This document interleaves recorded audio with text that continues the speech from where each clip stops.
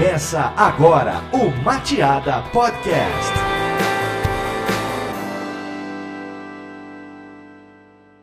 Opa, tudo bonzinho? Eu sou o Denis Andrade e esse aqui é o Mateada Podcast e hoje eu tô aqui para bater um super papo com o Thiago Flores Dias. Como é que tá, cara? Seja muito bem-vindo ao Mateada Podcast. Muito obrigado pelo convite de vocês, estou muito feliz de estar aqui e espero poder contribuir bastante aí conversando e ajudando a galera aí a se engajar com o nosso conteúdo. Bom, eu tenho certeza que tem muita história boa para contar pra gente aqui. E eu também tô com a participação aqui da minha Oi, galera. Pra quem co-âncora. eu nunca sei. Acho que é aquela lá. Aquela. Oi, galera. Isso aí. No posto. Co-âncora. Co-âncora. Eu acho que tu podia colocar no LinkedIn. Vou botar. Co-âncora do Mateada Mateada Podcast. Pronto. É isso aí. Sou co-âncora. A gente podia até deixar para as pessoas aí darem opinião, se elas estão gostando da tua participação aqui. Vocês querem a Bruna de co-âncora aqui? Vocês estão curtindo? Me manda Pessoal, aqui. comentem abaixo. Bruna Zecunha também, pode me seguir.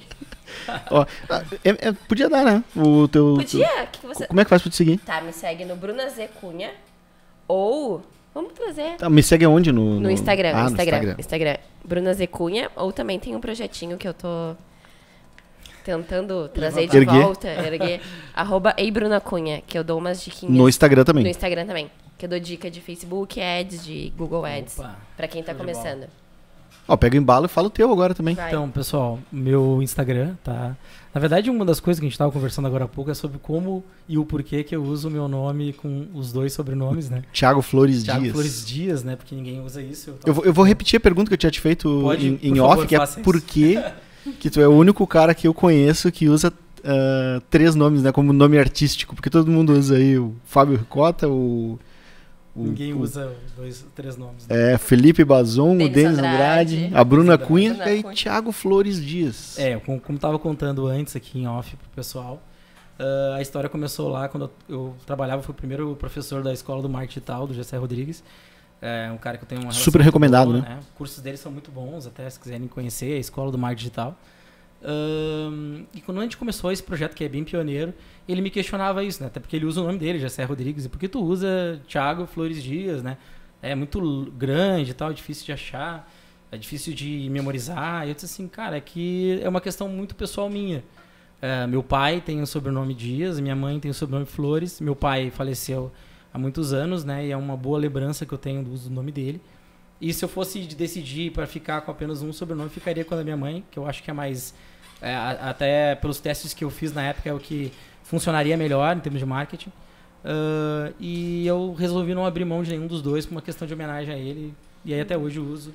E se tu olhar em todos os meus perfis de rede social, todos, LinkedIn, Instagram, se tu olhar no Facebook, é sempre @ ou / usuário Thiago Flores Dias. Até porque ficou de uma certa forma fácil de localizar. Sim. A gente que trabalha com SEO, a gente sabe disso, né? Às vezes tu coloca um nome que já é comum, tem 45 pessoas começando. Denis Andrade. Denis Andrade, tem um cara que toca violão aí, que tem esse nome. Tem Thiago um Flores tem DJ um maestro, também. né? Thiago Flores Pois é então, um maestro aqui da OSPA. seria difícil de Muito difícil de ranquear. criar. Sabe uma que tem identidade. Denise Andrade também no Twitter, é bem Denise, famosa. é verdade, tem Denise. Denise Andrade. Andrade. Quantos nomes? Já que a gente está falando de endereços aqui, a gente tem do Mateada Podcast 2 canais onde a gente está publicando os conteúdos aqui. Um deles é o Mateada Podcast, que vai encontrar no YouTube. E também o canal da Mateada, onde a gente publica os cortes, que são os melhores momentos aqui desse podcast, diariamente, né? De segunda a sexta-feira, às 11 horas. Tu vai poder consumir esse conteúdo por lá e conto muito com a tua ajuda também para seguir o canal, deixar o teu comentário, curtir os vídeos aí e ajudar a compartilhar. Esse podcast também vai ao ar em formato de áudio na Apple Podcast, no Spotify, Deezer, Google Podcast e todos os outros principais agregadores de podcast do Brasil. Também está disponível no endereço blog.mateada.com/podcast para quem prefere pegar o RSS e assinar diretamente do seu aplicativo de preferência.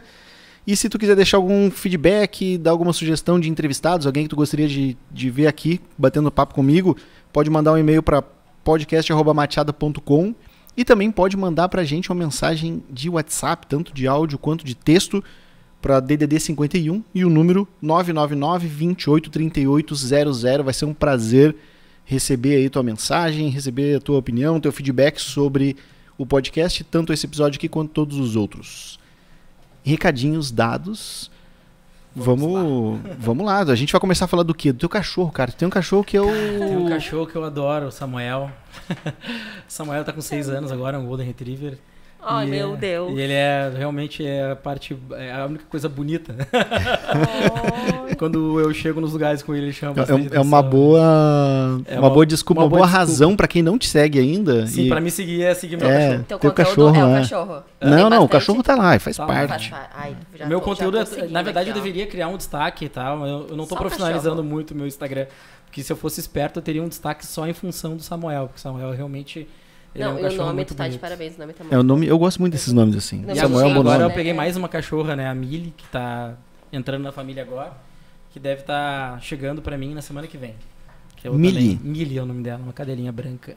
Ai. Mas eu não sei bem qual é a raça dela. Não sei.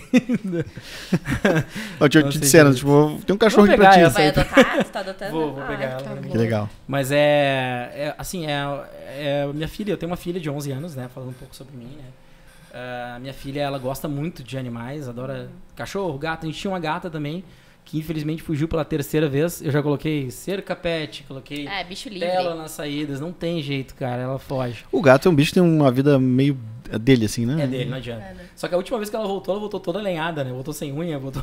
E aí eu tive que levar em veterinário, é uma função, né? Agora eu não sei mais o que fazer, acho que ela não vai voltar. E minha filha ficou bem triste, assim, né? Porque eu gostava muito dela. Aí eu resolvi, vou adotar mais um, até porque a gente tem aqui espaço, tem condição de manter, entendeu?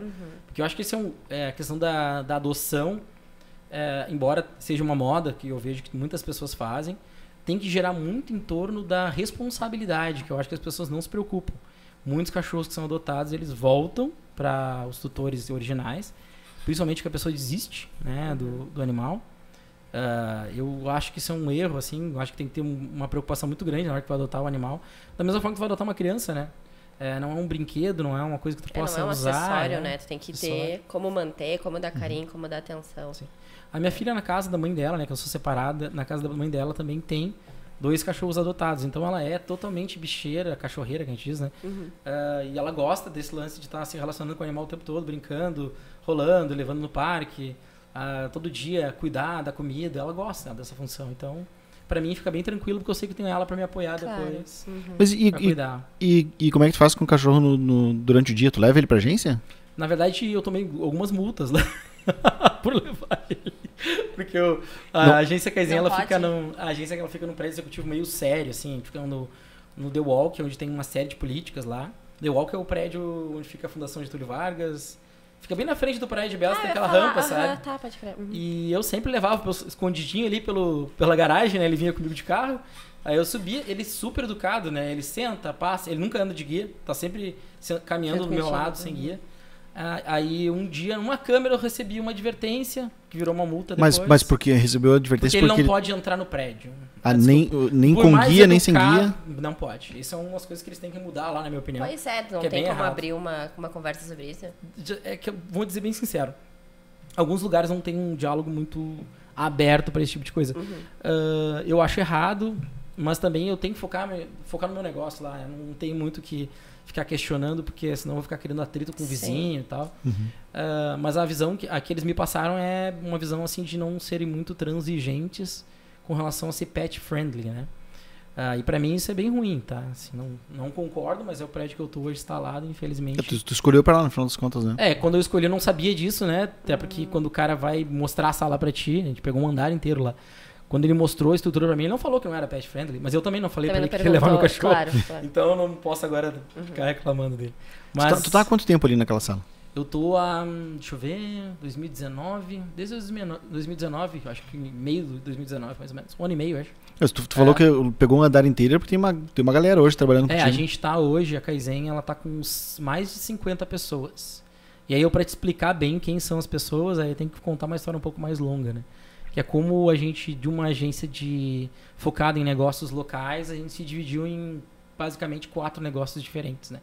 A gente foi se dividindo na medida que a gente viu que experimentar a escala de crescimento de uma forma genérica, como se fosse uma fábrica de software, não funciona para o modelo de agência.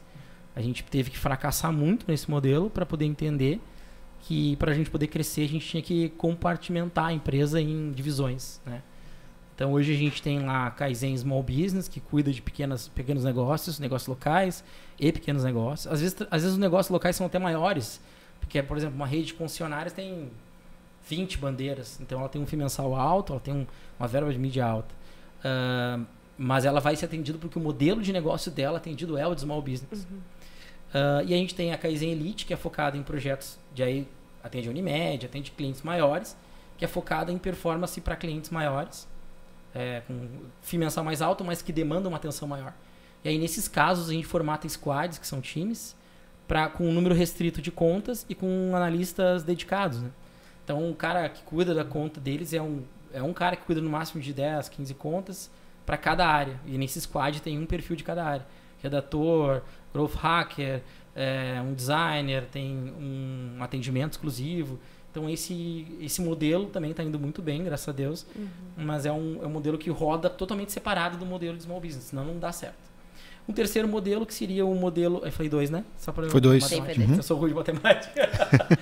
Aí a gente tem o modelo de afiliados, que eu te falei, né? A gente tem trabalhado...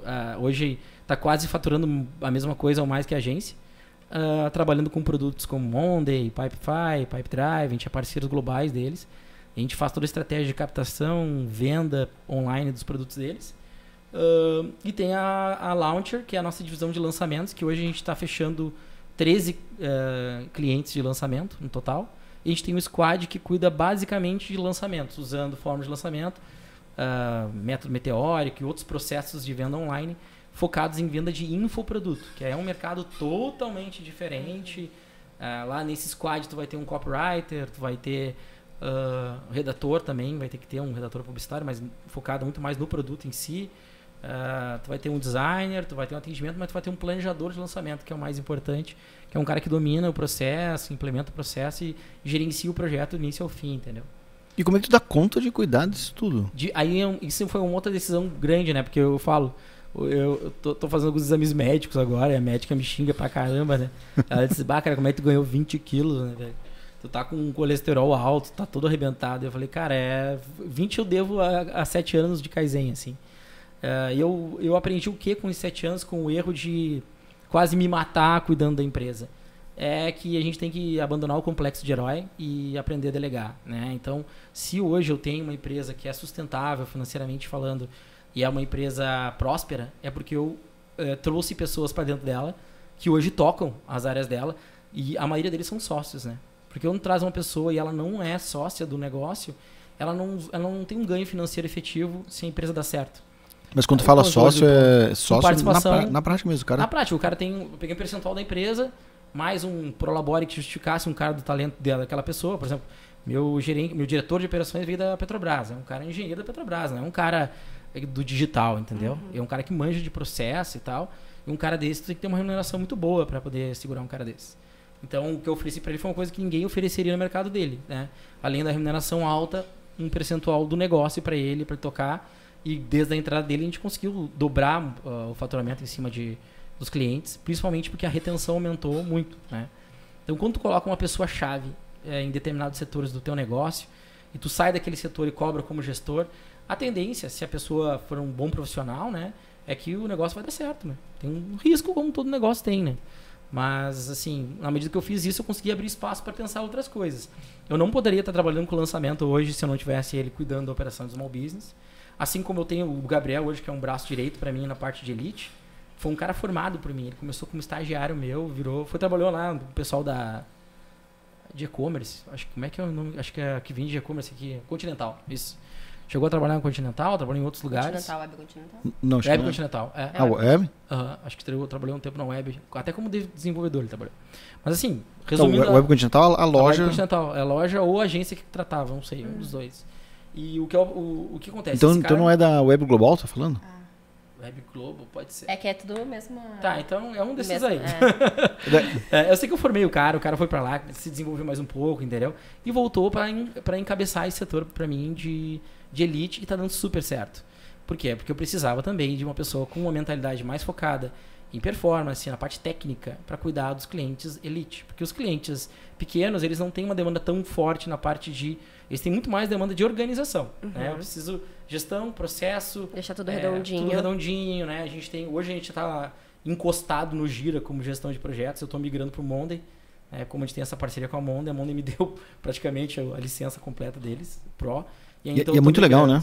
Cara, é demais. Eu tô apaixonado. Assim. Vocês estão usando ainda o Monday? A gente tá implementando de novo agora. De novo, É que na Mateada a gente usava o Monday e eu gosto muito. Ferramenta muito bacana. Eu tenho assim, se vocês quiserem fazer um podcast sobre gestão de projetos, eu vou ficar tipo 6 horas falando, entendeu?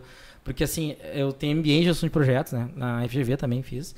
E eu sou fascinado por projeto. Eu, tipo assim, eu sou maluco dos projetos. Porque assim, eu tenho assim, experiência em todas as ferramentas de projetos que você pode imaginar.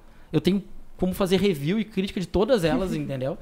E assim, eu gostei muito do Monday, porque a minha outra opção seria o Pipefy, que para quem não conhece, o Pipefy ele vai um pouco além da gestão de projeto, ele tenta ser um Business Process Management, que é uma ferramenta de gestão de processos, e aí tu consegue formatar cada etapa do processo, criar um formulário para cada etapa do processo, bem como funciona o KissFlow, que é a maior solução do mundo disso, e é o que, na minha opinião, consegue montar um negócio totalmente digital, 100% online. Que os caras gostam de dizer, os gurus, faça o seu negócio 100% online. Por que eu acho que muitas vezes não dá certo? Por isso, processo. Os americanos, eles são fascinados por processo, eles amam o processo. Eles amam mais o processo do que o negócio. Então, eles estão mais preocupados, eles não estão tão preocupados com o que eles estão vendendo, eles querem saber como eles vão vender, como vai monetizar, como que ele vai encantar o cliente. E eles criam processos para cada uma dessas coisas. E o Pipefy é uma ferramenta brasileira, né? Que está assim, faturando milhões, cresceu, recebeu vários aportes. E hoje está fazendo frente ao KissFlow, porque é uma ferramenta bem madura na parte de gestão de processos.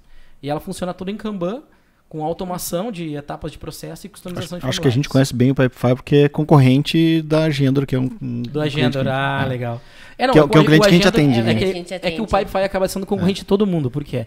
O que o Agendor é? O Agendor é um CRM, certo? Isso. Uhum. O que o Pipefy... melhor do Brasil, eu diria. Isso é o melhor, gente. Isso é um jabá deles aqui. Pessoal da Agendor, nos procurem. A gente pode comprar a solução de vocês. Não. Olha aí. Mas a gente quer dizer assim, eu sou parceiro, eu sou Golden Golden Partner da Pipedrive, que é um concorrente da Agendor. E a Pipedrive também sofre um pouco com o Pipefy, porque o Pipefy vende a possibilidade de tu desenhar o teu próprio CRM.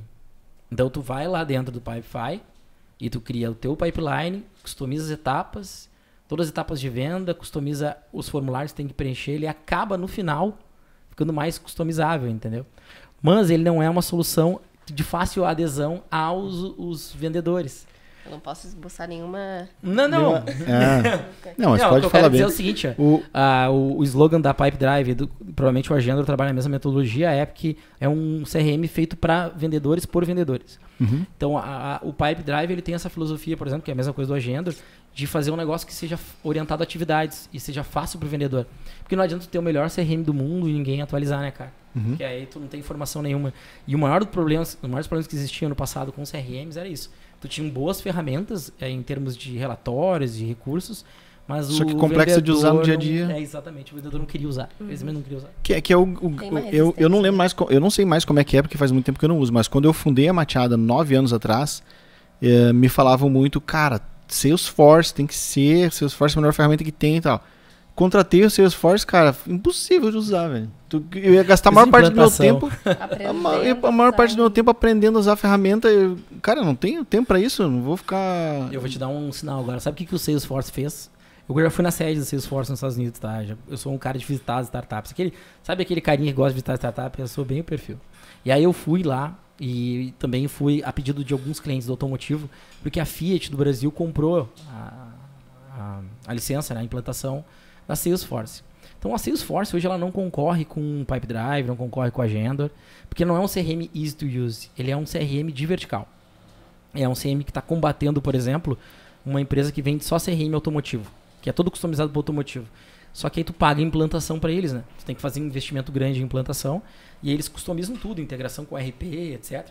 A Salesforce hoje é a maior empresa de CRM do mundo.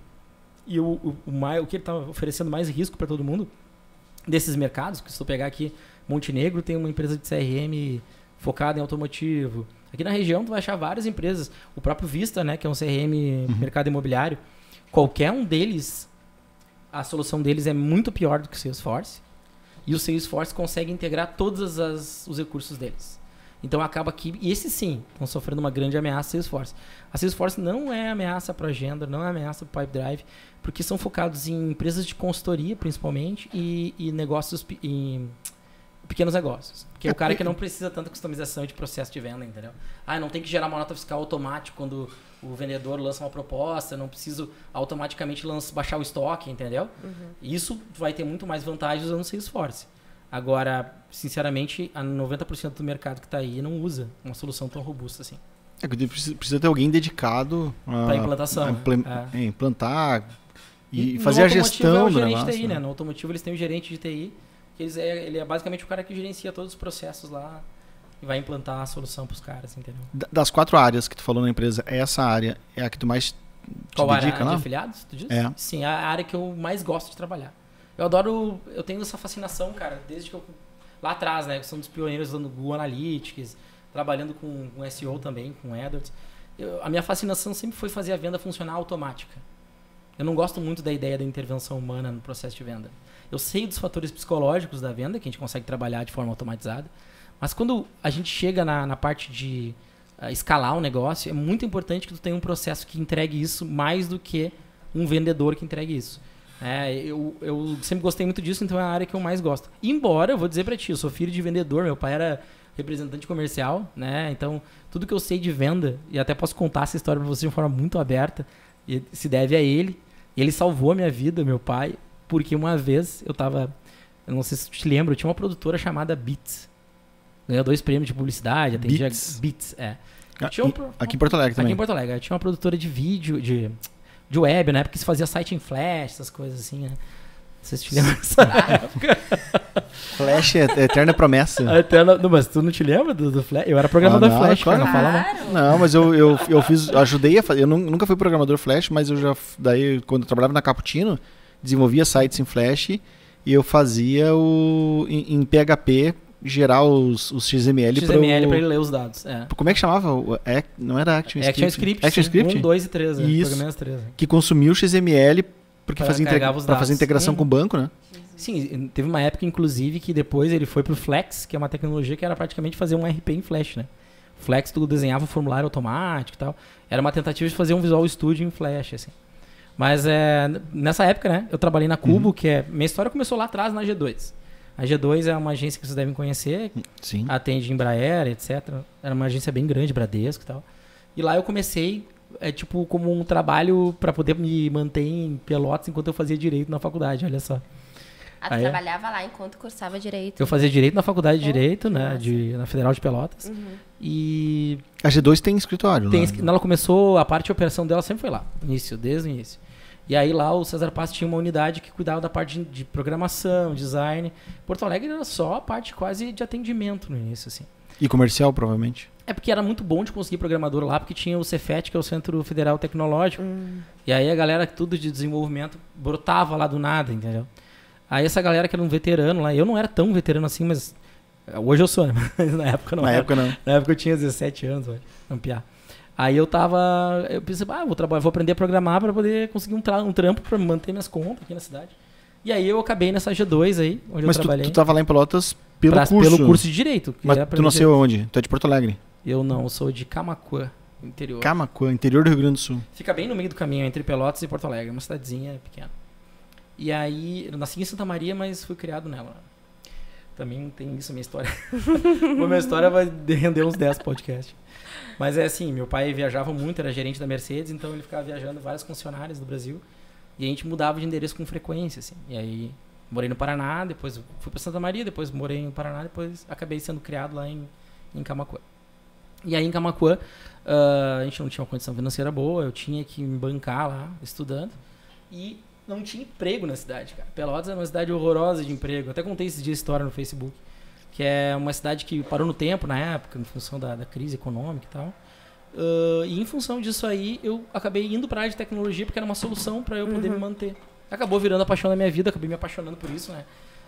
E aí eu comecei minha história lá na G2. Depois da G2, eu fui para Cubo.cc, que é do Roberto Martini, uma pessoa que eu tenho o maior respeito, maior admiração até hoje. Foi um grande professor para mim. Para mim é o publicitário mais inteligente, mais criativo do Brasil, disparado. o Roberto Martini, criou campanhas para Axe, Rexona, várias, assim. E eu pude participar de projetos incríveis naquela época. Eu sou muito grato. Isso tinha quantos anos? Aí eu já tinha uns 20 e poucos, 20, 21, acho. Ah, novo. Sempre foi tudo muito novo, assim. Aí eu saí, eu me lembro que quando eu virei diretor da Beats, mesmo que essa produtora, eu tinha 23 anos, 24. Essa Beats, Beats B-I-T-S. É. Sim. Você te lembra? Aham, Eu fazia campanhas fiz Garoto, fiz Big. Era sempre hot site interativo, que naquela época era uma moda. Ativação com blog, esse tipo de coisa a gente fazia. E, cara, assim, aí depois desse período, assim, da Beats, é isso na época que eu tava dizendo do aprendizado da Beats, né? Porque na Beats, quando eu abri, eu saí da Cubo com a promessa de um sócio investidor, entendeu? E aí, quando eu entrei na sala, fazia, acho que 60 dias de trabalho na sala, e eu fui com a promessa de ser gerente de projetos, que era a minha área de especialização. Você gerenciaria os projetos, gerencia a equipe, entregava os projetos, mas ele cuidaria da parte de captação de clientes e manteria as contas em dia, né? Porque ele estava investindo uma grana. Bom, nos 60 dias ele disse que não tinha dinheiro. E ficou só promessa. Só uma promessa. Literalmente me deixou com uma equipe de, sei lá, 6, 7 pessoas numa sala, sem dinheiro para pagar folha de pagamento, essas coisas. E aí o que aconteceu? Foi ali que eu usei tudo aquilo que meu pai tinha me ensinado para me tornar um vendedor. Meu primeiro cliente foi a Panambra, não, foi a Metrovel. Eu nunca vou me esquecer isso. E como essa parte comercial ela é importante, né? Para quem quer ter quem quer ter um negócio, né? É importante. Aprender a vender, ó. Só tem alguma habilidade que tu tem que aprender hoje. Eu sei que os gurus falam isso, mas é verdade. É aprender a vender. Vender. Porque se tu não vende o teu produto, se tu delega a outra pessoa a capacidade de você convencer alguém a acreditar naquilo que você está vendendo, que está fazendo, porque nem você mesmo tem a capacidade de acreditar no seu produto. Então, primeiro que até uma questão de filosofia de trabalho é tu saber vender aquilo que tu faz, né? Eu questiono muitas pessoas que não sabem valorizar o seu próprio trabalho, tá? Isso é uma coisa que me... porque eu acho que é isso mesmo que vale. Mas por que tu acha que vale menos? Porque outros cobram menos? Ou porque isso que tu faz entrega menos valor? Porque se entrega menos valor, volta pra prancheta e estuda mais para entregar mais valor. Agora, não vai aceitar que tem que ganhar menos, que é geralmente o que acontece, né, gente? A gente que trabalha... Não sei se chegou a trabalhar com small business, mas a quantidade de cliente que bate na porta dizendo, o cara faz por 400, o cara faz por 500. Sim, Cara, eu digo assim, não dá pra gente se pegar nesse discurso do cara, porque é o mesmo um cara que daqui 6 meses volta desesperado porque deu tudo errado, porque o cara sumiu. E obviamente nem é culpa do cara, é porque o outro cara era despreparado. De repente o trabalho dele até era bom, mas aí como ele não era bom em gerenciar o próprio trabalho dele, nem cobrar o próprio trabalho dele, acaba dando errado, né? Acaba dando errado, porque ele fica numa situação financeira ruim e ele não consegue... Sim, a intenção até é boa, mas impossível de executar, né? Eu não gosto de julgar, né? Porque eu sei o que é, já passei em estado de necessidade. Quando tu não tem escolha, tu tem que abrir mão de várias coisas para poder ganhar uma grana. Mas eu também percebo que às vezes não é isso, às vezes é quase que um pacto com a mediocridade. O cara simplesmente não quer se incomodar em valorizar o trabalho, em entender o porquê o trabalho dele vale mais. E por que ele não deve fazer isso com ele mesmo, porque ele está se violando, ele está abrindo mão de estar com a família dele, de estar fazendo alguma coisa legal para ele, para estar fazendo um trabalho para um cara que não dá nenhum valor pro trabalho dele, né? Que só está pagando ele porque ele é o mais barato. Então, assim, é muito complicado assim, se posicionar nesse mercado por preço, principalmente no mercado que já é meio prostituído, né? Mercado de publicidade. Então, mas, bacana. De certa forma, esse cara também precisa existir, né? Porque na outra ponta vai existir o cara que quer contratar mais barato, né? Sim, vai ter. Mas vai ter o cara que, de repente, ele pode ajudar o cara que tá na estaca zero e não tem dinheiro. Aí eu até vejo. Mas sabe o que eu faço com um cara desse? Se o cara tem um produto bom e ele não tem grana, eu viro sócio dele. É uma das coisas que eu já abri. Mas é difícil, né, cara? A gente teve diversas experiências aqui de negócios muito bons. Sim. Que tu olhava e dizia, nossa, aqui tem tudo pra dar certo. Mas quem tava gerenciando, quem tava à frente do negócio, não cabeça fechada, o cara não enxergava. A gente volta para aquela questão que a gente tava falando em off aqui, o briefing, né, de como entra. Porque, lembra que eu te falei no início que a gente tava conversando aqui? Tu não conhece um cliente pela primeira reunião que tu tem com ele. Tu não conhece um cliente pelo que ele fala para ti. Tu tem que amadurecer o teu psicológico para entender coisas que ele vai fazer de errado e que ele não está te falando, baseado no comportamento dele. Porque é muito diferente tu pegar um cliente que já traz tudo organizado, que ele já traz um sistema onde ele tem o controle de todas as vendas dele. Porque um cara que vem me propor uma parceria, que ele vai me dar uma comissão, mas ele não mostra nenhuma forma de eu conferir que aquelas comissões foram aferidas, mas Thiago, já demonstra de má pequeno, intenção, né? O número de cliente pequeno que chega com uma estrutura, uma organização, não. Até porque se ele tivesse uma estrutura e uma organização, ele não seria uma pequena. Não teria pequena. Não, eu concordo com essa tua visão, sim. Mas o que eu não sei se eu me expressei da forma correta, tá? Não seria ter um sistema por trás, mas uma organização, sabe? Mínimo, né? Uma visãozinha. Mínimo, assim, ó, eu não sei, um bloco de notas bem anotado. Eu não tenho dinheiro para ter um computador, mas eu tenho um papel onde eu sei exatamente quanto que eu ganho e quanto que eu gasto. Cara, isso aí até uma pessoa com um nível de escolaridade extremamente baixo, isso vem de dentro. Eu tinha uma amiga minha que falava isso pra mim, que eu acho muito legal. Ela dizia assim, cara, a organização não vem de fora. A organização vem de dentro. É de dentro de ti, é uma transformação interna. A pessoa disse assim, não, mas eu vou fazer esse curso de coaching, eu vou fazer aqui. Tu olha a mesa dele toda assim, ó, as coisas bagunçadas. A tia, não, eu fiz 3 cursos de coaching que me ajudaram a ficar mais em alta performance. Mas aí tu olha na vida dele, na prática, o hábito dele, as ações dele não mudaram. Então, assim, eu enxergo muito esse lado da transformação interna. Existem pessoas que são boas, não têm dinheiro, tá? Eu fui uma delas, eu vim lá de trás, então eu respeito muito a jornada de quem veio assim. Ou seja, não fosse eu ser obcecado, organizado, vindo de uma família muito humilde, eu não teria chegado onde eu cheguei, entendeu?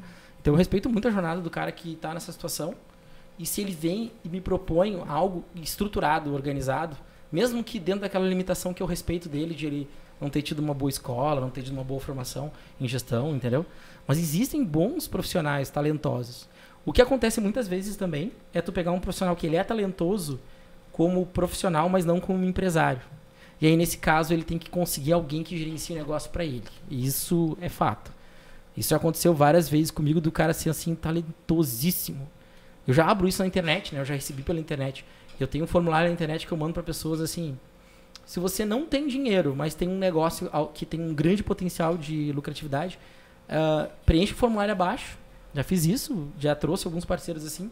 E vale a pena? Vale a pena isso? Cara, vale pra tu, se tu tiver tempo e paciência pra poder analisar cada um deles, e tu souber definir critérios pra filtrar os que são bons e os que não são, cara, claro que vale. Vale mais a pena do que ter um cliente. Às vezes um cliente que paga é mais tóxico do que tu ter um cliente que não paga, mas te coloca num modelo de negócio extremamente rentável. A questão dos afiliados, elas giram em torno disso. Ninguém me paga FII mensal, mas o faturamento mensal que eu tenho com eles já é muito maior do que qualquer cliente que eu possa ter. Inclusive, ele é maior do que o cliente que mais paga a agência no Brasil por mês. Eu te digo que o faturamento que eu tenho com afiliados é mais alto do que isso. E isso acontece porque tu acha que tu acredita no modelo, ou o mérito está na liberdade que tu tem de montar o processo. De montar o processo. Isso aí. Porque se tu tá trabalhando com um cliente, tu tá preso na cultura dele. Isso é uma coisa que tu deve ter percebido bastante, assim.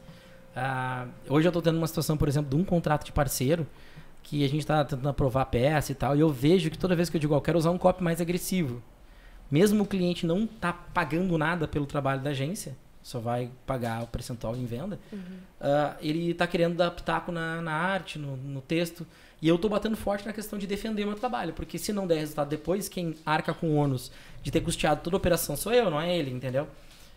Isso é uma filosofia que eu tenho bem clara para mim. Se eu tô pagando, eu quero poder, porque se eu vou enfrentar o risco, eu quero ter o benefício de poder determinar a estratégia. Se eu não posso determinar a estratégia, não faz sentido nenhum a gente ter uma parceria de risco, né? Até porque tu me contratou porque eu sou o cara do marketing, não porque eu sou o cara que faz o produto, que é o que tu faz. E aí, em função disso aí, até a abordagem que tu tem com o cliente é diferente deles. Então, tu pode chegar pro cara e dizer assim, como o nosso contrato de risco, cara, tu não te mete no processo de aprovação e só me cobra resultado.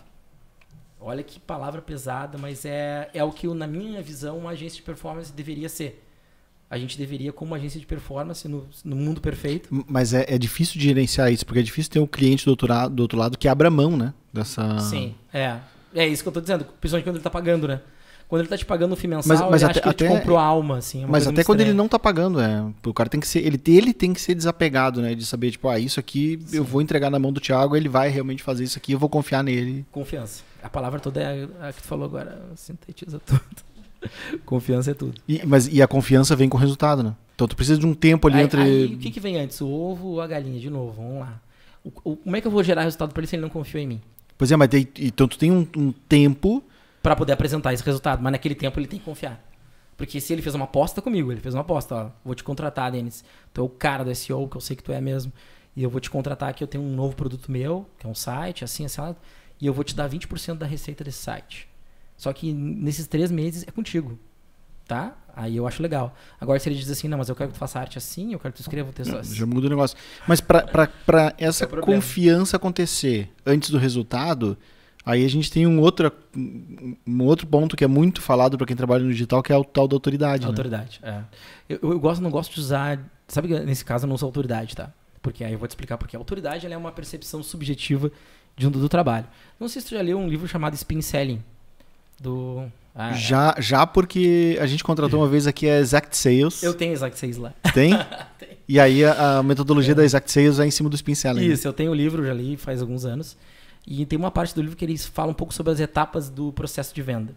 E ele diz assim, que a primeira etapa é a apresentação, a gente faz aquele quebra-gelo e tal. Aí tu tem a etapa da sondagem, começa a entender a necessidade do cliente.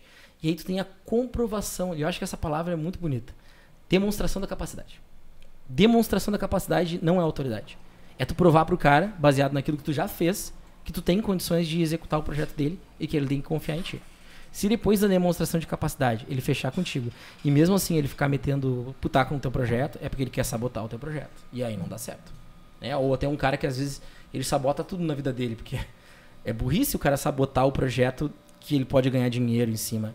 Se ele faz isso é alguma questão psicológica dele. Mas já aconteceu comigo várias vezes e eu vou dizer pra ti, é bem difícil lidar no Brasil hoje com a questão de performance mesmo. Ou seja, eu sou teu sócio, estou aparecendo nesse produto. Em virtude dessas coisas que acontecem do cara não ser ele mesmo não favorecer o produto dele, ele não acreditar no produto dele. Eu não sei se você se lembra que eu comecei falando sobre acreditar no produto, né? Porque às vezes o cliente, quando ele chega pra ti, vou te contratar pra fazer um trabalho. Aí tu fala pra ele, quanto que nós vamos investir de mídia nesse produto? Eu investir só R$1.000. Aí tu fala pra ele, cara, mas isso é muito pouco. Tu não disse que na primeira reunião tu me disse que esse produto tem uma margem de tanto, que todo mundo quer.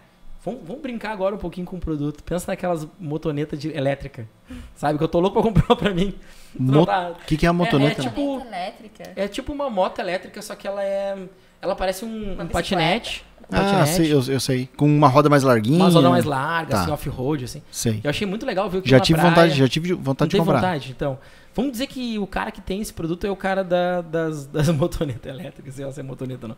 Mas enfim, ele tem a moto elétrica lá e é um produto quente, tá todo mundo falando isso aí, é trend.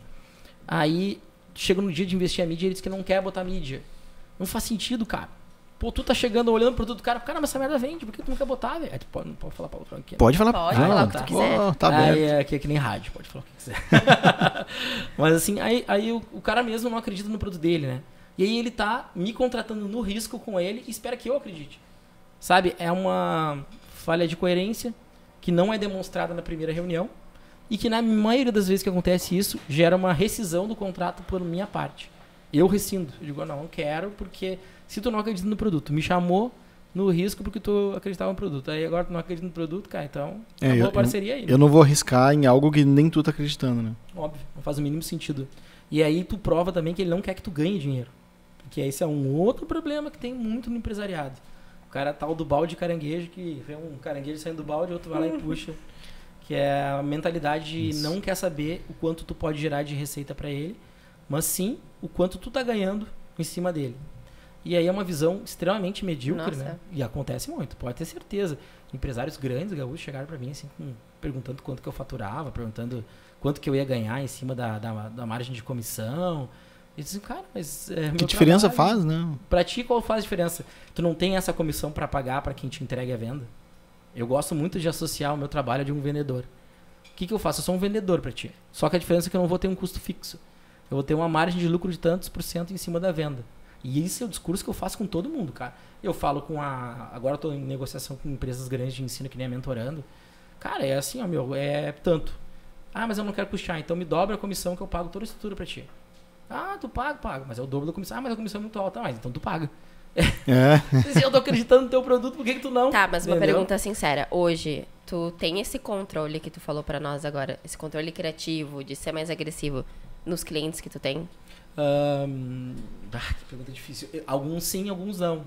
Porque eu não tenho, como eu falei no início da conversa também, eu tenho pessoas que cuidam das operações. Uhum. A operação que eu cuido, sim. Tanto que se o projeto começa errado no início, eu cancelo. É a única operação da Kaizen que eu tenho poder hoje de cancelar o cliente quando entra. O cara Que entrou, são os afiliados. os Os lançamentos lançamentos. também, né? A Launcher, que cuida da parte de lançamento. Também é contigo. Também. Por exemplo, entrou um cara esses dias lá, fechou o contrato, chegaram a um acordo financeiro, tudo. E aí ele vendia um negócio de drink. Eu falei, cara, esse aqui o cara não quer pagar lançamento. Não quer investir em mídia de lançamento. Não, então cancela o contrato. Ah, não veja bem, não é assim. Claro, o vendedor vai querer sempre segurar o contrato porque ele ganha comissão. Eu falo, não, cara, porque isso aqui vai dar errado. Eu já vi dar errado várias vezes. Eu já errei várias vezes. Eu não sou perfeito. Mas alguma coisa tem que servir os aprendizados, os erros. Eles me serviram para eu não cometer o mesmo erro de novo. Então eu estou tentando hoje ensinar o meu time a tomar decisões melhores para que eles não cometam os mesmos erros que eu cometi. Porque, cara, como eu fiz cagada. Vou te dizer.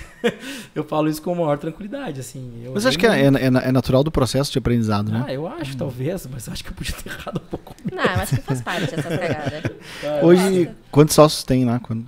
A Kaizen tem eu mais dois Eduardos, né? Eduardo Xavier, Eduardo Messias e o Rampon. São 4 sócios total. Já teve 5, tá? Mas hoje é 4 sócios. E são sócios e como é que vocês se dividem? A gente tem a direção comercial centralizada no... Tu é um sócio fundador ou quando tu chegou Sou fundador que criou o nome, marca, tudo. A Kaizen começou só contigo? Eu e mais o Edson e o Eduardo Messias. Na verdade começou comigo, sozinho com o Edson, depois o Eduardo entrou, porque a gente entrou no mercado com um pouco de diferenciação em função de ter uma plataforma única de leads, né? Ninguém tinha na época a plataforma de leads. Aí o nosso sócio, o Eduardo Messias, desenvolveu uma ferramenta muito bacana, onde a gente tinha uma plataforma de os leads já caíam automaticamente lá, o Facebook Lead Ads caía lá, e isso fazia com que o small business ganhasse um CRM sem pagar nada, junto com o serviço de marketing.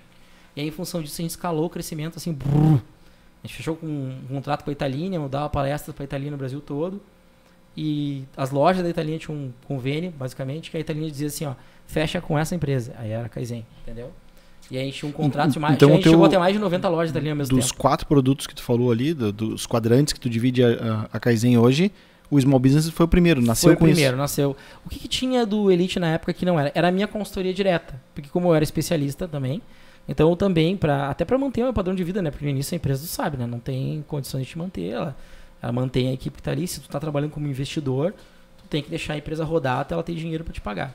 Quanto tempo, por curiosidade, quanto tempo levou até tu pegar o teu primeiro salário? Acho que 1 ano. Salário mesmo, no padrão que eu recebia. Recebi alguma ajuda de custo, assim. Mas, assim, 1 ano foi que realmente...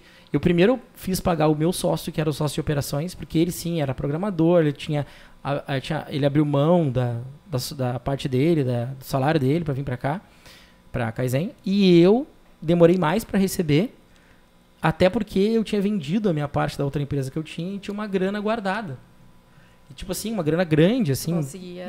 Então, eu já tinha ficado 1 ano sem fazer nada, né? Tipo, aí tu tinha condições financeiras de suportar isso. Suportar, e eu falei, vou ficar mais uns 6 meses, 1 ano, até a coisa engatar. E eu vi que tava indo bem, porque o mais importante quando tu tá nessa situação de não receber nada é o futuro, né? O passado e o presente, né?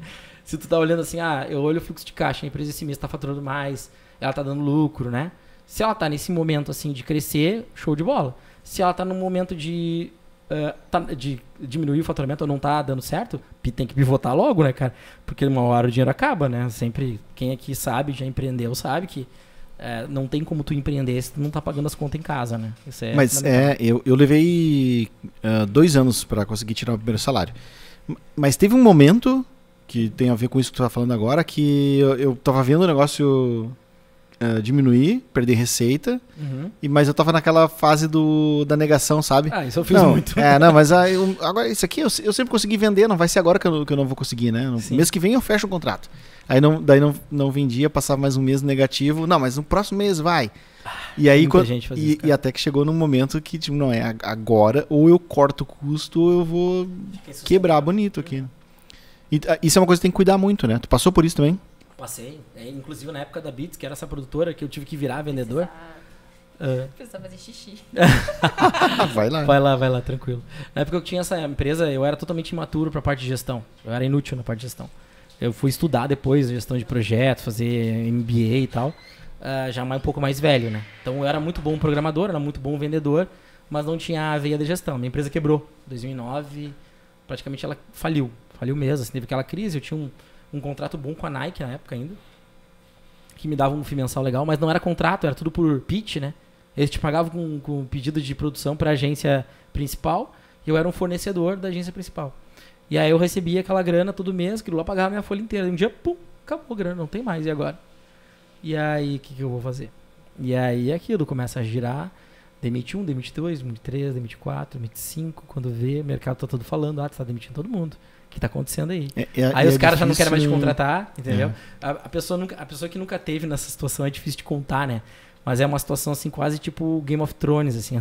É o universo todo conspirando contra ti. Assim. E ela é um momento, acho que todo mundo que tem agência, principalmente, vai passar por isso. Sim. Que é tu ter a oportunidade de atender um cliente muito grande, que ele vai tomar conta, praticamente, de toda a operação. Da operação.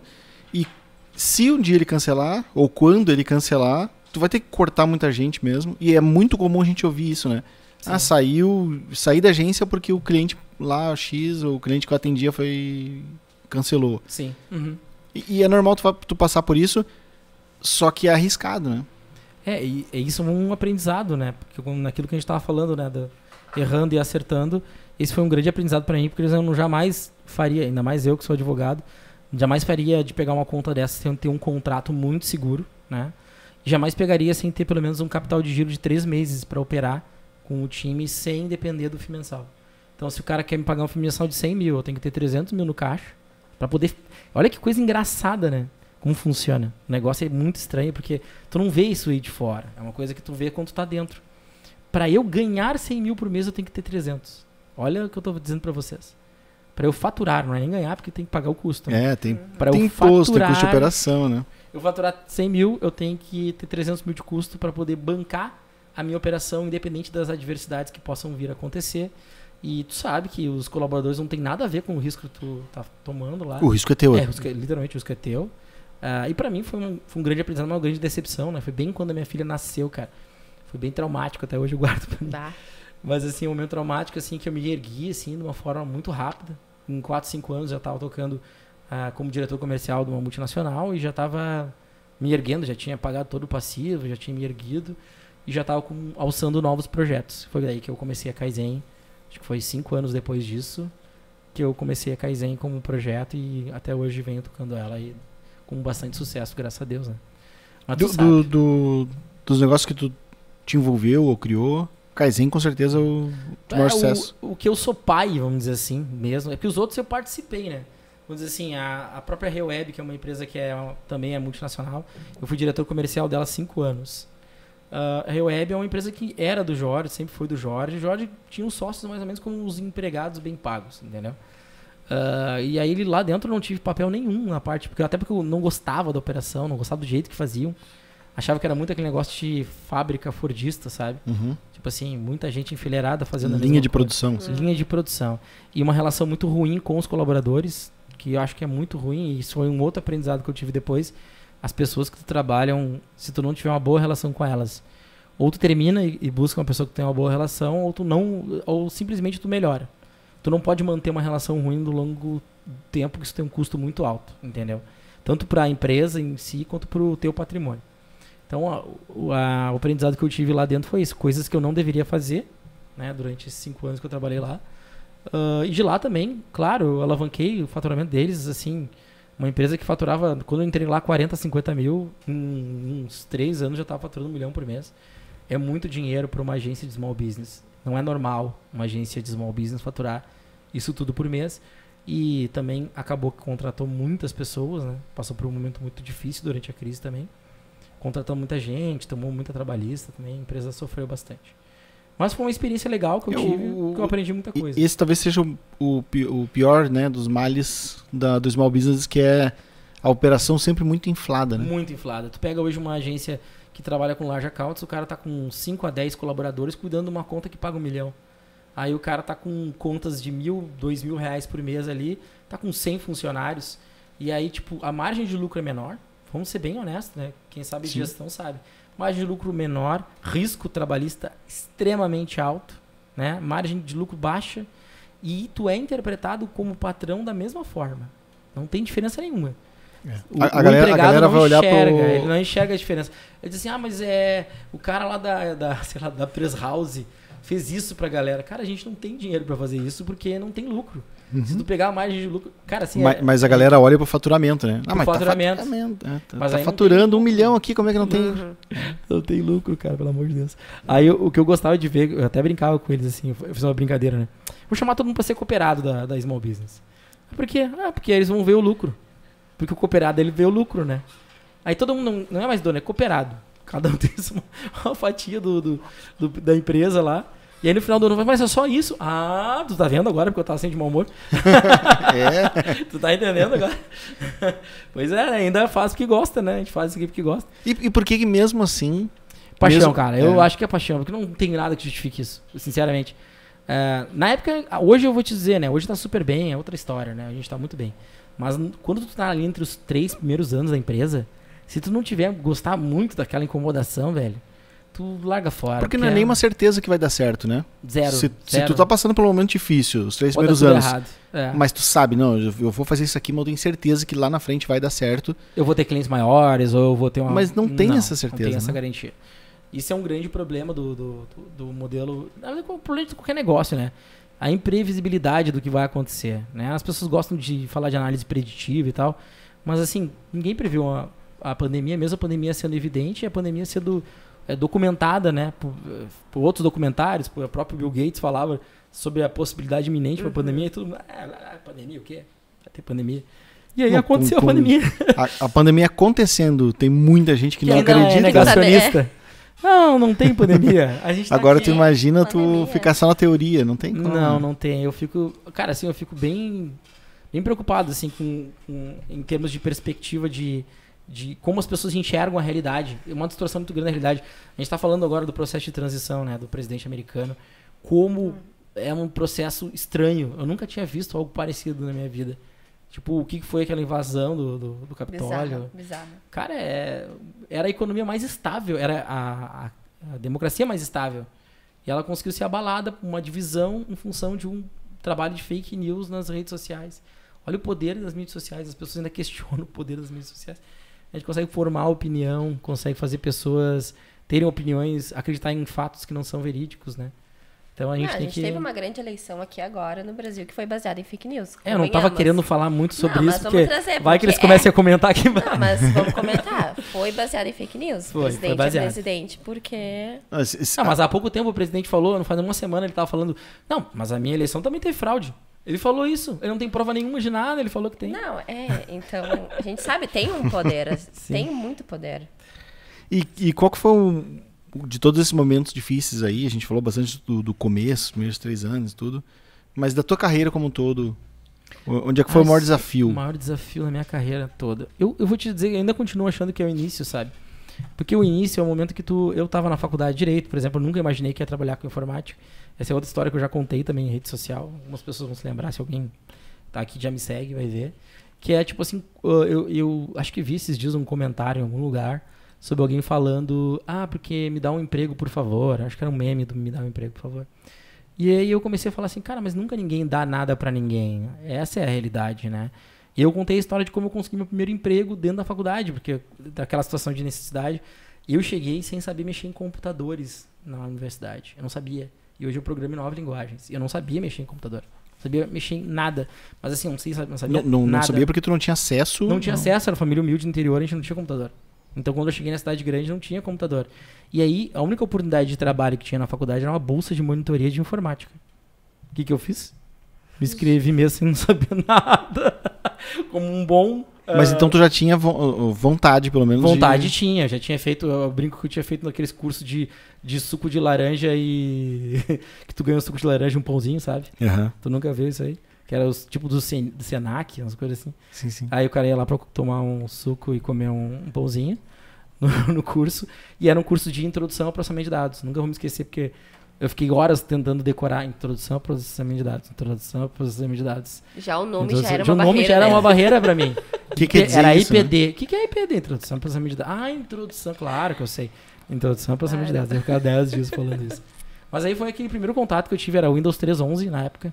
E DOS. Né? Foi um contato bem leve, assim, sobre como era um computador e tal. Nunca tive. E aí chegou na faculdade, agora tem que arranjar um emprego, tem isso aqui. E aí, só claro, não era possível que eu ia conseguir ganhar essa vaga. Pensa, não é possível que eu ia passar nessa vaga. E no outro dia tava o meu nome no edital estampado para toda a faculdade ver que eu fui o escolhido. Mas e qual era o critério para ser escolhido? Ter esse saber falar o nome. Informático. Saber falar o nome. O problema é que eu sempre fui bom em fazer mimizinho e blá blá blá. Vendedor. Malandrinho. Vendedor, sempre foi um bom vendedor, sempre foi um bom vendedor por causa do meu pai. Meu pai é um excelente vendedor. Até hoje tem em casa guardada a máquina de escrever dele, lá exibida no meu estúdio, e todos os troféus de vendas dele. Ele ganhava o troféu todo ano da Bosch, das fábricas que ele representava, tem tudo lá guardado. E aí, esse lance de ter o lance bom de venda, saber se conectar com as pessoas, saber se comunicar, acabou que ela ficou convencida de que eu sabia alguma coisa. Só que no outro dia, o cara que perdeu a vaga ficou puto. E ela foi lá na sala dela e falou, né? Porque, cara, não sabe porra nenhuma. Tu botou um guri, não sei nada, não sei o quê. Eu vi o cara saindo da sala e fiquei quieto, né? E quando eu tava na aula, o professor tá te chamando lá na diretoria. Aí eu fui pra diretoria. Fudeu lindamente. Aí eu fui pra diretoria e fiquei meia hora ouvindo o discurso da diretora falando de como era errado ela me colocar e que ela não poderia me tirar porque como o edital tem efeito jurídico, ela teria que justificar o porquê que ela estava falando, ou seja, ela teria que admitir o erro dela. E ela não queria, e ela queria que eu desistisse da vaga. Exatamente. Aí eu falei pra ela, não vou desistir da vaga porque eu preciso dela. E eu digo mais pra senhora, eu prometo pra senhora que a senhora não vai se arrepender. Depois que eu começar a trabalhar aqui, eu vou mostrar pra senhora que eu sou digno da vaga. Ela não gostou muito, né? Consegui uma rusga com ela ali. Mas hoje eu tenho ela nas redes sociais, a gente conversa e tudo. Minha amiga no Face. E quando eu postei ela, assim, eu até marquei ela dizendo assim, viu? A senhora tinha razão hoje, né? O que tá falando de mim? O direito não era o caminho pra mim. Meu caminho tava ali naquele laboratório de informática, quando eu comecei a ter contato. Mas então, nesse momento, na verdade, ele foi um momento crítico. Foi. Porque tu te sentiu um momento, que idade tu tinha ali? Eu fui 16, entrei com 17 anos eu tinha. Segundo ano de faculdade. 16, 17 anos? 16 anos, 16. Mas então, tu era novo, sem experiência, sentido extremamente pressionado. Bem complicado. Meu pai tava doente, né? Mas a tua reação foi uma reação boa, tu reagiu bem. Sim, que eu digo um momento difícil foi porque aquele momento era um momento... eu tava numa encruzilhada, né? Eu era aqui... Eu tava numa situação que se eu perdesse aquela bolsa, eu tava fudido, literalmente. Mas tu reagiu bem porque tu é assim? Tu é um cara que trabalha bem sob pressão? Ou o momento também colaborou muito por isso? Não, eu acho que talvez pela minha vida, pelas escolas de casa, por ser de uma família que sempre batalhou muito, né? Aquela historinha padrão do família sofrida e tal. Eu tenho uma resistência muito grande à pressão. E eu suporto coisas que poucas pessoas aguentam. É que tu acaba desenvolvendo, acho que resiliência, né? Resiliência é a palavra mais legal, Eu adoro essa palavra, resiliência. Porque a resiliência, ela determina que a gente não tem, cara, todos nós temos defeitos. Todos nós somos imperfeitos e todos temos limitação. Todos. Assim, tem muita coisa que eu não sei na área de marketing que eu estudo. Eu tenho coisa que eu tenho que aprender muito. Que eu vejo o quanto eu sou... Não vou usar a palavra burro, que é pesada, mas assim, que eu sou desinformado e desqualificado na área do marketing ainda, que eu tenho que melhorar. E aí, o que determina se eu vou amanhã tá melhor do que eu tô hoje? Que é a filosofia da Kaizen, né? Hoje melhor do que ontem, amanhã melhor do que hoje. Kaizen em japonês quer dizer mudar para o bem. Então, o nome da agência vem em função justamente da minha escola de vida. É que assim, o que não interessa, eu não me comparo com os outros. Tênis pode ser 10 vezes melhor do que eu em SEO, eu durmo tranquilo. Eu só quero ser melhor do que eu sou em SEO ontem. E amanhã eu quero ser melhor do que eu sou hoje. Porque quando tu tem isso como comparativo na tua vida, cara, tu vive tua vida numa paz. Sabe que o problema é que as pessoas ficam se comparando uma com a outra o tempo todo, entendeu? E não faz diferença, né? Não faz diferença nenhuma, a gente morre, vai na mesma vala, é aquela coisa... E eu vou te dizer, geralmente as pessoas que têm complexo de... Não de inferioridade, mas assim, as pessoas que têm insegurança com relação ao que elas são as melhores. Autossabotagem, eu trato isso na terapia. As pessoas que dizem assim, porque eu não sou bom o suficiente, cara. Aí tu olha pra pessoa, ela é líder. Tipo, para onde ela chegou. Tu chega olhando, tu olha pra pessoa, tu com inveja. Sim. Tu queria ser que nem ela. Mas é que tu reconhecer as tuas próprias carências já é o primeiro passo para o crescimento. E o autoconhecimento, né? O autoconhecimento que tu falou agora é chave, assim, porque se tu te conhece, cara, tu sabe exatamente, isso aqui que eu tô sentindo é um pensamento ruim, mas vai passar. Não é quem eu sou. Às vezes o cara tá pensando uma coisa ruim dele mesmo. E aí se tu deixa aquilo passar, quando tu vê, tu abre as portas pra uma coisa muito mais legal que tá pra acontecer pra ti. E quando tu vê, fica tudo lindo e maravilhoso. Tá, mas vamos voltar, que eu tô muito curiosa. Já comecei a viajar agora. Não, a gente se foi pra uma outra... É a cerveja. Tu tava lá na mulher falando, desiste, porque não desiste. Não tá certo. Aí eu falei que não, e aí é que ia começar a trabalhar. Aí eu fiquei no laboratório, entrei no laboratório, conheci um dos que são os meus melhores amigos, que inclusive depois eu levei pra G2, que é o Leonardo Langoni. O Léo também me segue nas redes sociais, ele vai gostar de ver esse vídeo depois. Que hoje trabalhou na G2 e depois abriu a Blue Shift, que é a produtora dele. Tá indo muito bem também. O Léo é um cara que, quando eu conheci ele, entrei no laboratório e falei, cara, a diretora não quer que eu fique aqui. Eu não sei nada. Então, tá muito fácil dela ganhar. Tipo assim, cara, me ensina, por favor. E, cara, o louco foi muito gente boa, velho. Ele pegou, eu lembro que ele fumava uns Marlboro vermelho, até fumava com eles Marlboro pra ganhar os treinamentos com ele. Aí era aquele negócio, ele botava Pink Floyd de fundo e ele me ensinava com o que era uma placa-mãe, o que era...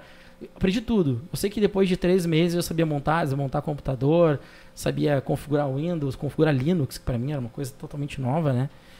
E dali um professor... Linux naquela época já? Sim, na época já tinha o Red Hat, tinha o Debian, tinha o Slackware, que era o que na época todo mundo gostava, era o Slack, que era pra dizer que o cara, eu manjo mais que tu, né? Tinha os caras que manjam pouco, que são os do Red Hat, e tem os caras que eram foda, que usavam Slack, que é mais raiz. Tinha essa história, assim, eu não sei o que era muito bem, porque eu não sou um grande conhecedor de Linux. Eu sabia usar o básico, assim, configurar servidor e tal. Aí o Léo, nessa época, me ensinou isso aí. E lá dentro, um dos professores da faculdade, que era da pós-graduação, me viu mexendo no laboratório. Era o orientador do laboratório. Disse, eu tô precisando de estagiário pro meu escritório. Aí eu, tá. Ele foi meu primeiro salário mesmo. Lá eu tive carteira assinada, tudo. Eu nunca gostei muito desse negócio de carteira assinada, mas é a minha única carteira assinada. Como não gostou, cara? Não, é que eu não tinha perfil. Não, cada um tem, não, eu acho que não é. Né? Assim. Não, assim, a gente mas tá mas polos opostos aqui, então.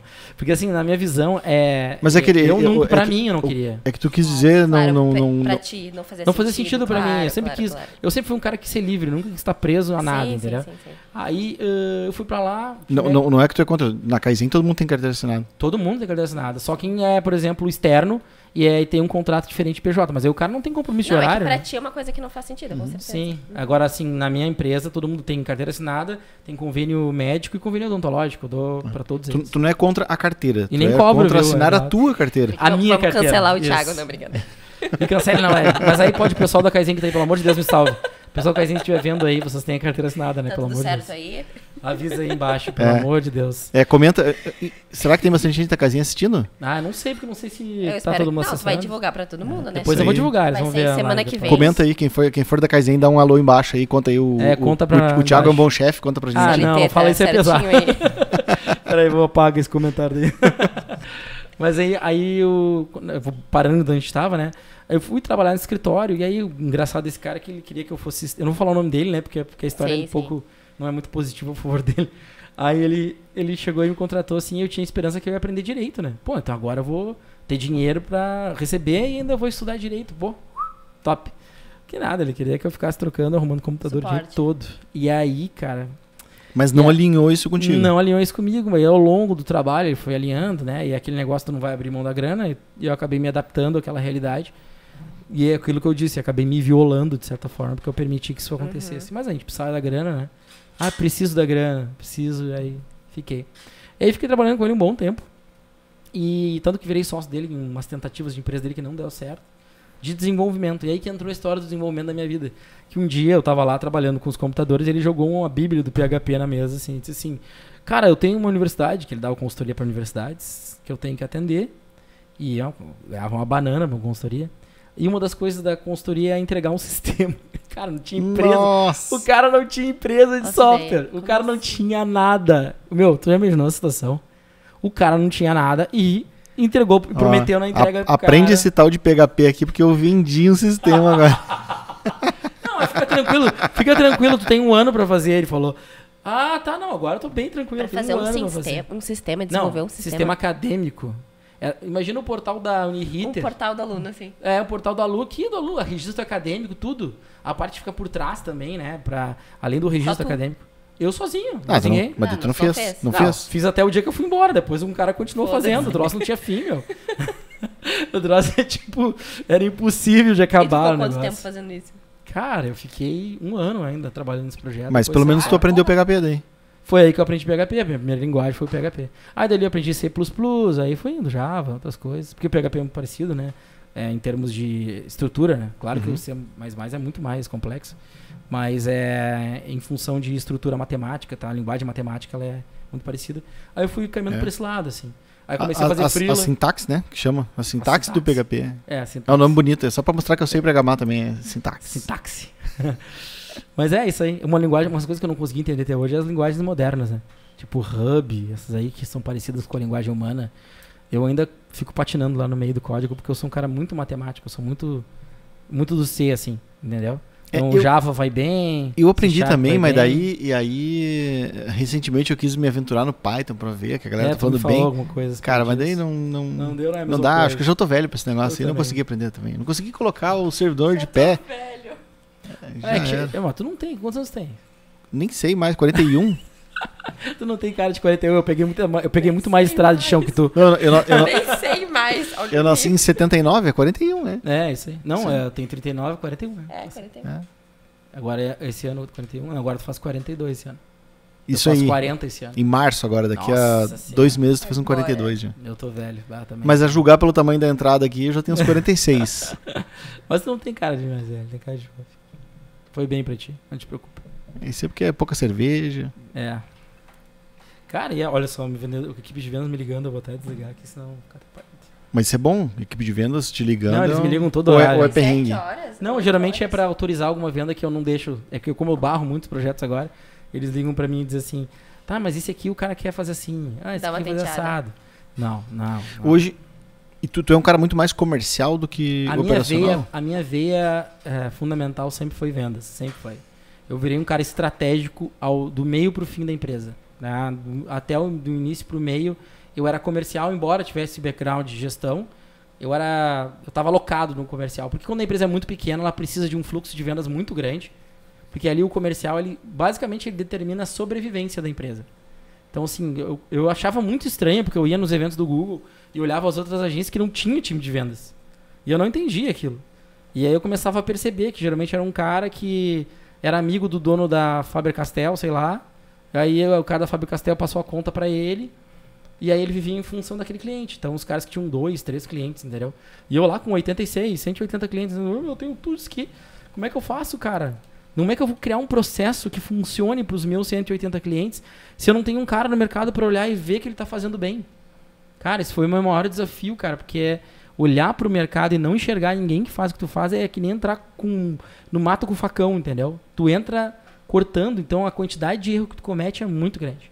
Então, assim, eu errei bastante, assim, mas eu consegui aprender bastante também, né? Hoje eu consegui entender, eu já sei qual projeto que vai entrar, que vai dar errado.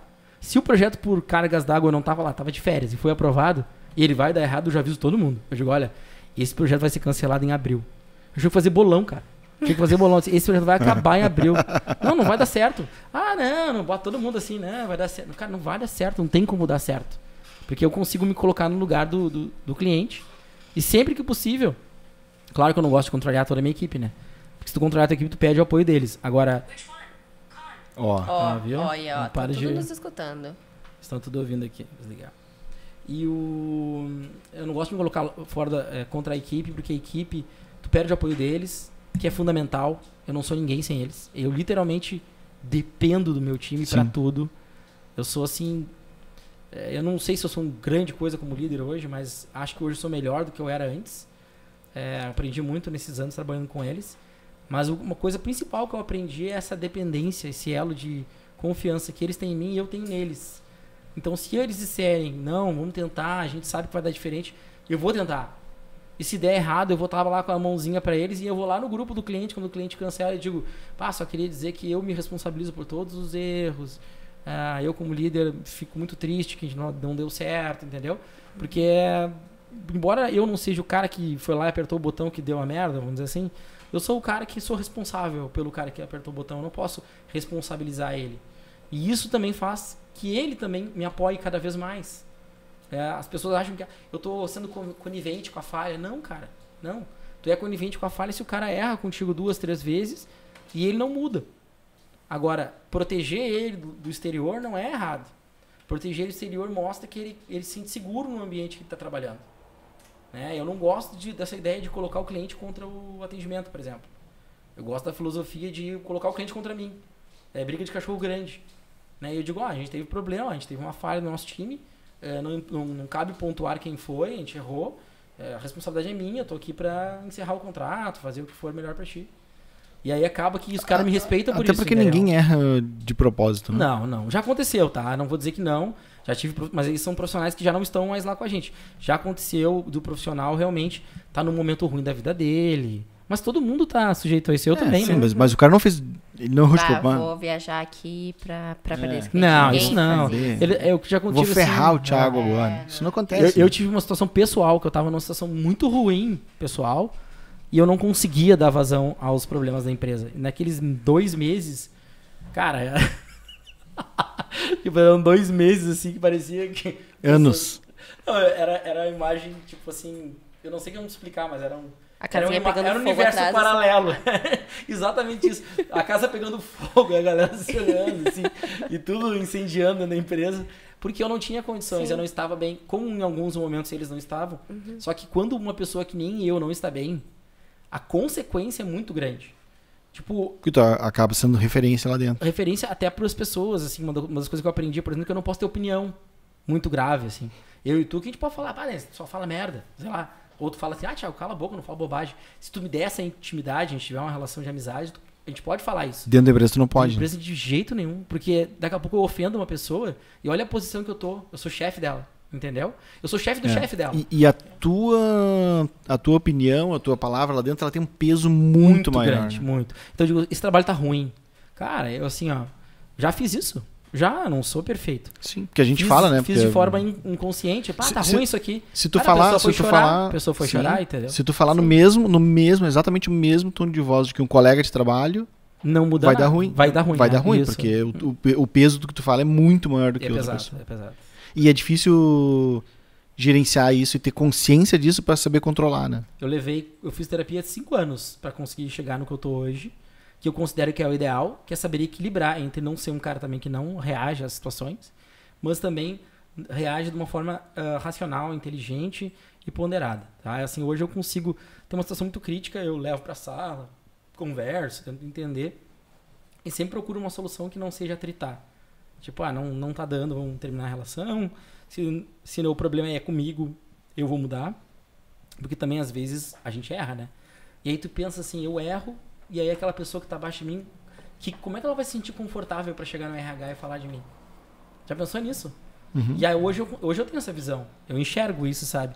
Eu enxergo o quanto é difícil para mim, para a pessoa que tá abaixo de mim, se reportar a mim no RH. Mas é mais fácil falar com o RH do que falar contigo direto. Né? Com certeza. Por isso que ele tá lá, né? A gente tem a Naimara, que é uma pessoa maravilhosa. A Naimara cuida de todo o RH de todas as empresas. Então, assim, a gente não contrata direto ninguém. Eu posso amar a pessoa. Tem que obrigatoriamente passar por ela. Então, a gente tem um processo claro de RH, a gente tem um processo de engajamento com os colaboradores, né? Então, inclusive a implantação do plano de saúde odontológico foi um plano de 2 anos aí que a gente estava brigando em função do que a gente sentia das pessoas, sabe? Porque às vezes não é salário. Às vezes é uma condição que a pessoa precisa, né? Tipo, um amparo em a outras pessoa está doente, a pessoa não tem um bom assistência médica. A pessoa está com dor de dente, a pessoa nunca vai no dentista. E a gente começou a olhar que, não, gente, vamos dar. E até na época, a maioria das empresas, elas subsidiam parcialmente, né? Eu falei, não, se é um benefício, a gente vai dar. Eles vão pagar quando for usar, né? Que lá tem a coparticipação, coisa assim. Agora, pelo plano e pelo convênio, eles não pagam nada, não tem desconto em folha, nada. Porque a ideia era justamente ser um benefício para eles, um investimento da empresa neles. Cara, o engajamento que eu tive das pessoas depois disso foi muito maior. E a própria imagem que o mercado tem da Kaizen melhorou muito a partir do momento que eu comecei a olhar para as pessoas, não como números, mas olhar para elas como pessoas e ver que ali eu tinha que construir uma relação de longo prazo com eles. A gente tinha um problema muito grave de turnover, porque a Kaizen sempre foi vista como uma escola de marketing digital, né? A gente ensina muito, né? Muitos caras a gente formou lá dentro, a gente é muito bom em formar os caras. Só que lá o ambiente era de pressão muito grande. Então tu tinha muitos clientes, um número de grandes clientes, o recurso estressado, né? Um ambiente estressante, e acabava que ele não queria ficar lá. Ele usava como escola, depois ia para Machada, para as agências mais Não, mais tranquilas. Mas aqui aconteceu... Eu ia falar, Machada é escola? É escola também. Muita, cara. Mesma coisa. Muita gente saiu daqui. Eu perdi, esse mês eu agências... perdi ainda. Mas mês passado eu perdi 2 recursos pra um cara que é meu amigo. A gente joga futebol junto. E aí ele falou, não sabia.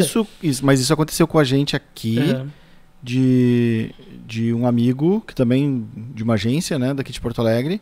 Só que o cara me ligou quando ele sabia, né? Ele disse, pô, Denis, tô falando com fulano, eu sei que ele tá trabalhando contigo aí, e mandou o currículo aqui, interessou pra gente e tal. E aí? É isso. A pessoa me ligou. Eu achei muito nobre da parte dela. Tanto que daí eu disse, cara... Mas ele fez, até vou falar aqui pra ele, porque ele fez isso na primeira. Na segunda ele não fez porque ele não sabia. Eu vou falar abertamente o nome dele. É o Dimas, da... Como é que é o nome da empresa do Dimas? É o Dimas que dá aula na Cool School também. O Dimas é professor de links patrocinados. Deve ser, o Dimas é muito bom em AdWords. Né? O Dimas fica aqui perto. Então o Dimas agora eu vou ficar com vergonha também, porque se ele estiver assistindo, Dimas, e eu esqueci... Qual o nome da agência? Eu tô tentando me lembrar, Clique, não? Eu esqueci o nome da agência também, cara. Esqueci o nome dele. Agora eu vou ficar com vergonha se o Dimas assistir isso aqui. Mas eu nunca fui na agência dele, eu só jogo bola com ele. Sim, mas assim, ele é um cara fenomenal, eu gosto muito dele, tenho muito respeito pelo trabalho dele. E ele me ligou na primeira vez, e na segunda ele não sabia. Aí depois ele veio me ligar de noite, conversar comigo. Eu falei, cara, tá tudo bem. Legal. A única coisa que eu te pediria, eu falei pra ele me dar um aviso, porque ela tava numa posição ali que ela não tinha transição pra fazer com alguém. Que eu precisava pelo menos uns 15 dias, ele me deu tudo certo. E eu digo mais, assim, ó, eu acho que não é errado. E é natural isso. Não é errado, porque assim, hoje mesmo a gente teve uma discussão com uma cliente, que a cliente também, acho que ela ficou chateada porque um funcionário dela mandou o currículo pra mim, aí eu considerei ele pra vaga. Eu já perdi funcionário meu pra cliente meu. Tá? Da equipe de vendas. A gente já trocou funcionário também. Eu não sei. Quem que foi? Não sei quem foi. Eu tô lembrando de uma menina que trabalhou com link patrocinado aqui, que foi... Tu me ligou e... tu me perguntou se era boa. Não me lembro. Eu disse, cara, acho que ela é boa. Porque eu não tinha contato direto com ela. Lembra o nome? Não, né? Tô te perguntando. Não, eu não... Eu não me lembro qual era, mas... Todas as pessoas trabalharam com LinkedIn. Cara, eu lembro, eu tô lembrando da história, lembro do rosto dela, mas não tô lembrando o nome dela agora. Mas ela veio da Kaizen e a gente conversou antes de eu contratar ela. Não me lembro qual era. Mas depois a gente fala, daqui a pouco. Senão nós vamos acabar tomando uma ação aqui. Mas aí, só pra falar e concluir do Dimas, acho que foi legal, acho que ele também foi a mesma coisa que aconteceu contigo. Falou comigo numa boa e eu não enxergo nisso, tá? O que eu penso? Ninguém é dono de ninguém. E assim... Pior é tu manter uma pessoa que tá infeliz trabalhando com certeza. Por N razões, tá infeliz trabalhando contigo. Essa Words, é isso aí. Olha aí, Dimas. Aí, Dimas. Boa, a nossa assessora aqui. A Luana veio aqui e nos lembrou. Words. Não conheço essa agência. É legal, ele já me levou ele levou uns 3 já, eu acho. Mas assim, é de boa, cara. De boa, eu tô com o coração... Eu não sei se 2020 vai ser a terapia, eu fiquei com o coração muito tranquilo e tal, não me incomoda com nada. Mas eu nunca me incomodei com isso também, porque faz parte. Faz parte. É que nem relacionamento, quando acaba, não tem, cara. Você não ficar forçando a barra, é melhor não. E o que vai ser da casinha no futuro aí? Bom, a gente tem assim uma perspectiva clara, objetivos claros definidos, né? A gente fez um planejamento do ano passado para esse ano. A gente tem uma meta de crescimento de faturamento bem bacana para até o final do ano. A gente quer se posicionar na SMB como a maior agência de marketing digital do Brasil em SMB em no máximo 4 a 5 anos, né? A visão era 5 anos, mas está adiantando um pouquinho até em termos de faturamento. A parte da Elite a gente ainda não sabe, porque realmente é uma aposta. A gente está com 19 clientes nesses squads de Elite, que são clientes com fim mensal mais alto. Mas a gente quer continuar, na medida que estão entrando mais clientes grandes, colocando sempre nesse squad, privilegiando eles com atendimento diferenciado. E a gente quer, nesse squad Elite, começar a fazer frente às grandes. Então a gente quer se posicionar em São Paulo, com um headquarters lá, focado. Tu tem, aqui tu falou de São Paulo agora, me lembrou que tu tem agência em Paraná também. Sim, eu tenho unidade em Curitiba, Santa Catarina e aqui. E aí em São Paulo eu tinha um contrato com a Regus e hoje com o formato que a gente está hoje de pandemia, não faz o mínimo sentido, né? O cliente de São Paulo não quer ser atendido presencialmente em hipótese alguma. É um contrassenso total. Então, eu penso muito no futuro, talvez, em função da Elite, porque quando tu trabalha com grandes contas, às vezes o cara quer que tu vá lá, né? Sim. Eu me lembro na época que eu atendi Unilever, podia estar chovendo é neve, não quero ser o cara que tu vá lá no Unilever atender ele, entendeu? O cliente grande, ele é muito relacionamento, né? Muito, muito. E aí essa experiência que eu tive com o Laje me diz que talvez no futuro a gente tenha que investir mais lá. Mas hoje eu penso em investir muito mais na unidade de Porto Alegre, inclusive aumentar ela, porque assim, eu prefiro estar com as pessoas aqui dentro. Agora eu tô focando a minha energia no squad da Launcher, que é para lançamentos, porque até pelo contexto da pandemia, explodiu os cursos online, né? Nossa, assim, de 10 leads que eu recebo, 8 é para lançamento. E aí, cara, desses 8 eu tiro 1, porque 7 eu desqualifico no processo de seleção. Porque eu olho que o cara não tem produto. Faça um processo para aceitar cliente. Sim, agora sim. Antes não fazia, né? Agora eu faço. Antes eu tava num momento que precisava. Hoje eu não preciso. Seleciona quem e aí eu implantei o Exact 6. Tem os filtros do Exact para saber se aquele cara tá qualificado ou não. E aí tem um valor mínimo de FII, tem valor mínimo de... Tem o produto, porque eles chegam assim... eu sou professor, eu quero fazer um infoproduto. Tá, tu já tem curso, não testou nada. Não, se ele não tem nem validado o produto, eu preciso ter um curso dele publicado para ele virar meu cliente. Porque o meu trabalho é de escala de resultados. Não é de fazer o primeiro lançamento. Eu até posso fazer um lançamento de semente, mas o cara já é um produtor conhecido e ele está testando um produto novo. Agora o cara que não tem audiência, não tem nada, e aí ele se aventura no lançamento, ele não tem espaço para trabalhar comigo, ou se tentar, o que já aconteceu com a gente, vai dar errado. Sim, já sabe que vai dar errado. Já sabe que vai dar errado. O tripé para te fazer um lançamento, para quem não sabe, não sei se a galera conhece tudo sobre lançamento, é basicamente, tu tem uma estratégia de tráfego muito boa, bem pensada, que envolve inclusive pensamento de persona, montar o avatar, a questão de tu entender muito de fluxo e processos de venda através de processos como forma de lançamento, método meteórico, não interessa.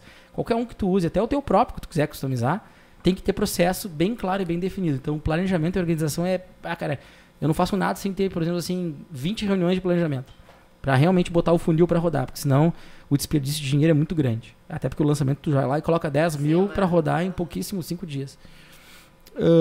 Mínimo, né? A minha verba mínima. E o terceiro tripé, eu falei da expertise, e o expert. O expert é o tripé mais importante. Muita gente quer fazer lançamento e não é expert. Ou seja, ele não tem carisma, ele não tem empatia, ele não sabe se comunicar com a audiência, ele não se conecta com as pessoas, e ele diz assim, não, mas o meu produto vai bombar. Não, o teu produto não vai bombar porque tu não se conecta com as pessoas e quem vende é o expert. A gente só facilita o processo de venda para o expert. Se o expert não for bom, não vai ter venda. O Érico Rocha é um expert maravilhoso. O Érico Rocha, todo mundo fala mal dele, diz que ele é isso e aquilo. E eu digo assim, cara, o cara é muito bom, ele pegou... Porque o que ele copiou foi a fórmula do Jeff Walker.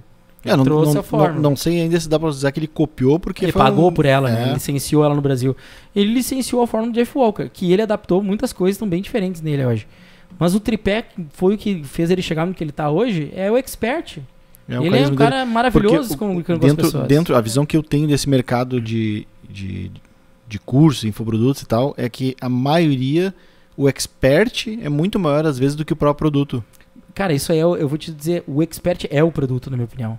O que ele vende ali em um pacotinho é só o que ele tem com... Sim, ele pegou, ele empacotou um benefício, vamos dizer assim. Uhum. Agora a marca dele que tem um valor... Porque as pessoas pensam que branding não existe no infoproduto. O branding existe mais do que nunca. A marca é a imagem do produtor, a imagem do expert. Essa imagem é que vai determinar a venda. O que o lançamento faz é reprimir a demanda dentro de um fluxo de lançamento. Que nem a Apple faz. A Apple vai dizer, vai sair o iPhone 12, vai ser tal dia, aí dá o tiro de alerta. A mesma lógica do lançamento da... Inclusive o Jeff Walker fala no livro dele sobre isso. Que ele copiou, na verdade, o conceito que vinha das grandes marcas, que é a ideia de lançar um produto. Então ele só pegou e adaptou aquilo que servisse para qualquer negócio pequeno.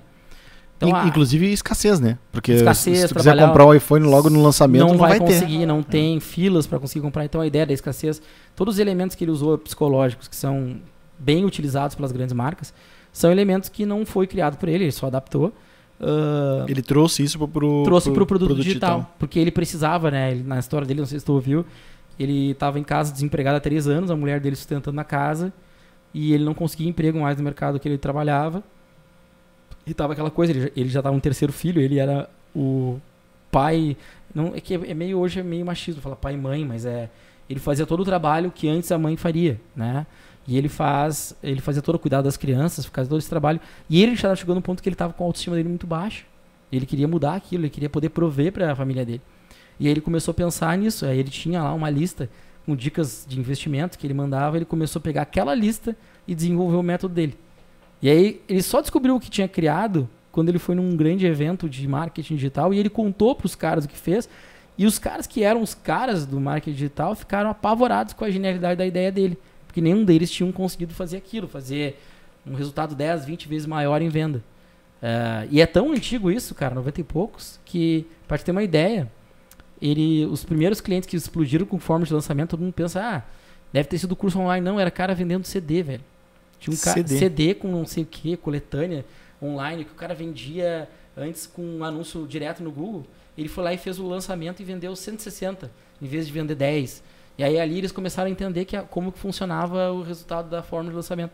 Cara, eu achei aquilo... Eu tenho foto com o Jeff Walker no Instagram, né? Eu sou, tu conheceu ele? Puxa-saco dele. Pra aprender isso. Eu sou puxa-sacão dele, né? Eu vi ele no Traffic Conversion lá na Califórnia. Eu gosto muito de viajar para os Estados Unidos para aprender. Né? A galera gosta muito de viajar para curtir e tal, eu vou para aprender. Então tem congresso, seminário, evento. Evento do Google, o Google já me possibilitou uns eventos bem legais. Tipo o Google Partner Summit, que é um evento que tem em Nova York. Eu já fui uma vez, não, fui 2 vezes, não, foi uma vez nesse. E nesse mesmo eu fui na semana de publicidade de Nova York, que eu conheci aquele carequinha, que é fenomenal também do marketing. Tem vários canequinhos. Seth Godin. Sim. Eu conheci o Seth Godin em Nova York. Vi uma palestra do... Tu falou carequinha, eu lembrei do Neil Patel, que também é carequinha. O Neil Patel veio aqui em Porto Alegre a palestra dele, né? Teve na PUC, palestra dele. Ele deu aula na PUC, né? Isso, mas antes da aula inaugural, ele deu uma palestra em Porto Alegre, né? Que eu vi, a palestra dele bem legal até. Sobre marketing de conteúdo. Que é aquilo que tu trabalha, eu trabalho também, nós trabalhamos. E é uma coisa que pra ele, só que ele transforma aquilo numa coisa mágica. Isso eu acho muito legal. Eu acho muito legal quando uma pessoa pega uma coisa simples. A figura do expert que tu tinha falado antes, ser um cara carismático. E o Neil Patel é muito carismático. Metade da palestra ele ficava falando sobre como a comida do Brasil tem sal. Ele odiava do sal, comida brasileira. E eu achei assim, o pessoal ria e tal, e se engajavam com ele. Sim. Eu achei a palestra dele muito melhor do que, por exemplo, a do cara da Apple. Steve Wozniak. O iOS... É Steve Wozniak? Não, Qual? É o iOS. É Steve Jobs, o outro. O cofundador. Cofundador, como é que é? Cara, eu conheci ele por iOS. É o nome que ele usa, né? Tá, então o iOS, esse aí mesmo, que eu não lembrava, não sabia desse nome. Foi melhor. A palestra eu acho muito mais porque, de repente, mas é que o engajante. Cara, né? Eu acho que talvez eu não tenha o perfil de... Mas Exato. É o carisma de saber contar a história. Se comunicar, essa conexão com a audiência, o negócio de tu entender o teu avatar, entendeu? E a transformação que tu gera nele. Porque basicamente o expert não é... Aquilo ali é roteirizado, galera. Quando eu vou fazer um lançamento, é sempre a mesma frasezinha. Cara, mas pode ser que não funcione. Mas em termos de processo faz todo sentido.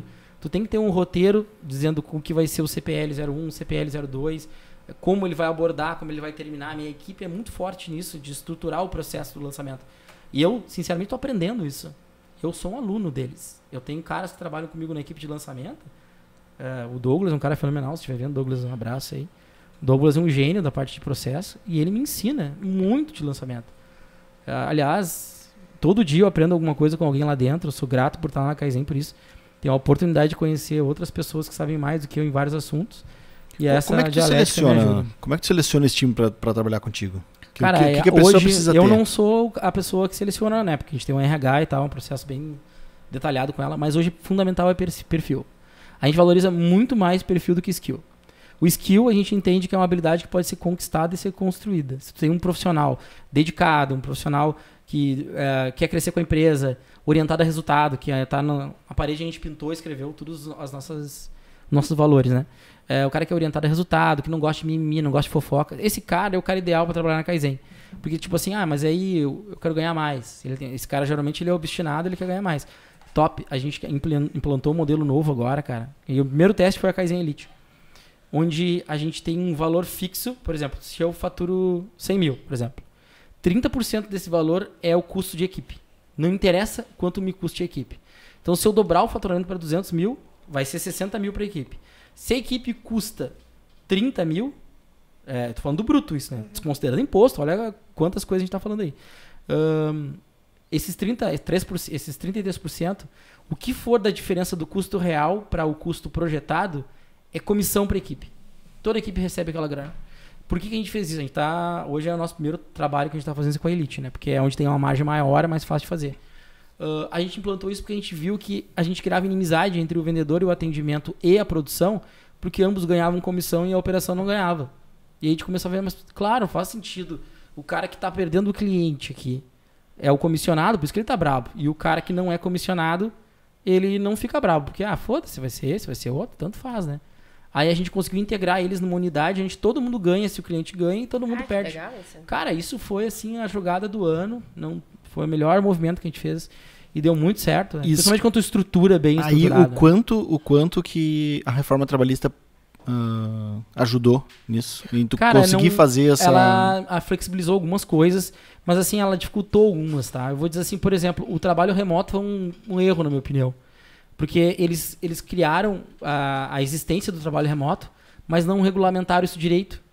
Então, por exemplo, hoje, agora vai entrar uma resolução falando que o trabalho remoto a gente tem que custear 30% do custo de operação do cara. Como é que eu vou saber quanto que ele gasta na casa dele?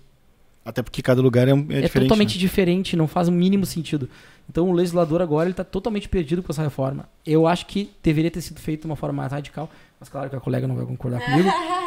Eu sou defensor da liberdade, eu sou um liberalista, então eu não tenho como ter uma posição diferente. Eu gosto de ver a ideia de que todo mundo tem, desde que tem o provido básico, né? Saúde, educação, a gente tem, coisa que a gente não tem no país hoje. Com todo o intervencionismo do Estado que a gente tem hoje, com toda a grana que o Estado fatura em cima das empresas, com toda a grana que ele fatura em cima de pessoa física, a gente não tem nada disso. Então, assim, até entendo por que as pessoas enxergam que o Estado mínimo não é a solução. Mas daí tu olha e vê, que em situações que a gente viu agora lá do hospital, que os caras roubaram o dinheiro das vacinas, não sei se ficaram sabendo. Não, os oxigênios na Amazonas. Cara, a pessoa que tá ali dentro é muito escrota, entendeu? Não dá pra deixar nada no público, infelizmente, por isso, porque abre espaço para esse tipo de pessoa atuar. Mas tu acha que dá de inventar numa parte muito política? Não, mas faz a pergunta, faz. Pode fazer. É que realmente, tu acha que a solução é trazer a coisa pro privado? Eu acho que não totalmente. O privado também não funciona? Não é aí que tá, mas assim... O privado, a qualquer momento, quando para de ter lucro, sai. A gente tem um exemplo mas agora, esse é bom. super novo. Isso é bom porque... A Fiat. Tá, não, mas aí que tá. A Fiat foi embora não só por uma questão de... lucro. Sim, mas tu acha certo que uma empresa que não tem lucro continua operando? Pois é, mas é que o Estado não pode... não tá me dando lucro, eu vou parar de prover. Não, mas essa não é a filosofia que eu falei. A filosofia que eu falei é o seguinte, eu não posso ter um serviço público que eu não tenha o mesmo princípio de concorrência que eu tenho no mercado privado. Porque hoje o mercado... Tu acabou de falar a frase, ó. Eu não estou fornecendo um carro bom, com preço, com margem, então eu não tenho um carro competitivo no mercado. A tributação é muito alta, não serve. Fecha a empresa, é o certo, cara. O certo não é o Estado continuar provendo carros Fiat. O Estado tem que procurar alguém, ou ele tem que mudar as normas dele, para que outras empresas possam vender aqui e entregar um carro com qualidade. Tanto que a própria Ford, ela tá começando a importar. Ford, eu falei Fiat. Falou Fiat, né? Eu também acabei de falar Fiat também. Mas assim, é que agora eles estão importando. Por que eles estão importando? Porque, cara, a exigência do padrão de consumo é muito maior hoje. O mercado que vai ficar do automotivo, com a entrada das empresas que estão alugando, por exemplo, a Fiat tem o Flua, que ela aluga os carros. Então hoje tu paga R$ 1.350 por mês, tu tem um Argo zero, trocado todo ano para ti, com acho que de 1.000 a 3.000 de quilômetros por mês de franquia, e tu não paga manutenção, tu não paga IPVA, tu não paga parcela de carro. Cara, é praticamente como se o carro fosse dado para ti, porque tu só paga o gasto dele, o uso. E assim, com a entrada desses players no mercado, também ficou impossível competir nesse mercado com um carro popular competitivo, valor competitivo. Porque além de tudo, o cliente não quer o carro. O cliente não quer o carro popular da Ford. Ele quer como é que é o nome do novo? Tronco? Bronco? Sei lá. O Bronco. Eu sou péssimo pra carro. Não, mas eles estão trazendo os carros, os modelos bem legais. Sabe que carro eu tenho? Qual? Um Fusca. Tu tem um Fusca? Muito Mas eu gosto de Fusca. Meu sócio comprou um Fusca agora, ele pagou 3 pila pelo Fusca. Eu tanto gosto de Fusca que eu tenho um, mas então esses carros novos aí, cara, sei lá. Tá, mas não, pera, a gente tava lá nas leis trabalhistas sobre esse trabalho remoto, que tu achou que foi um problema e que tá entrando nessa legislação de cobrar 30% do custo.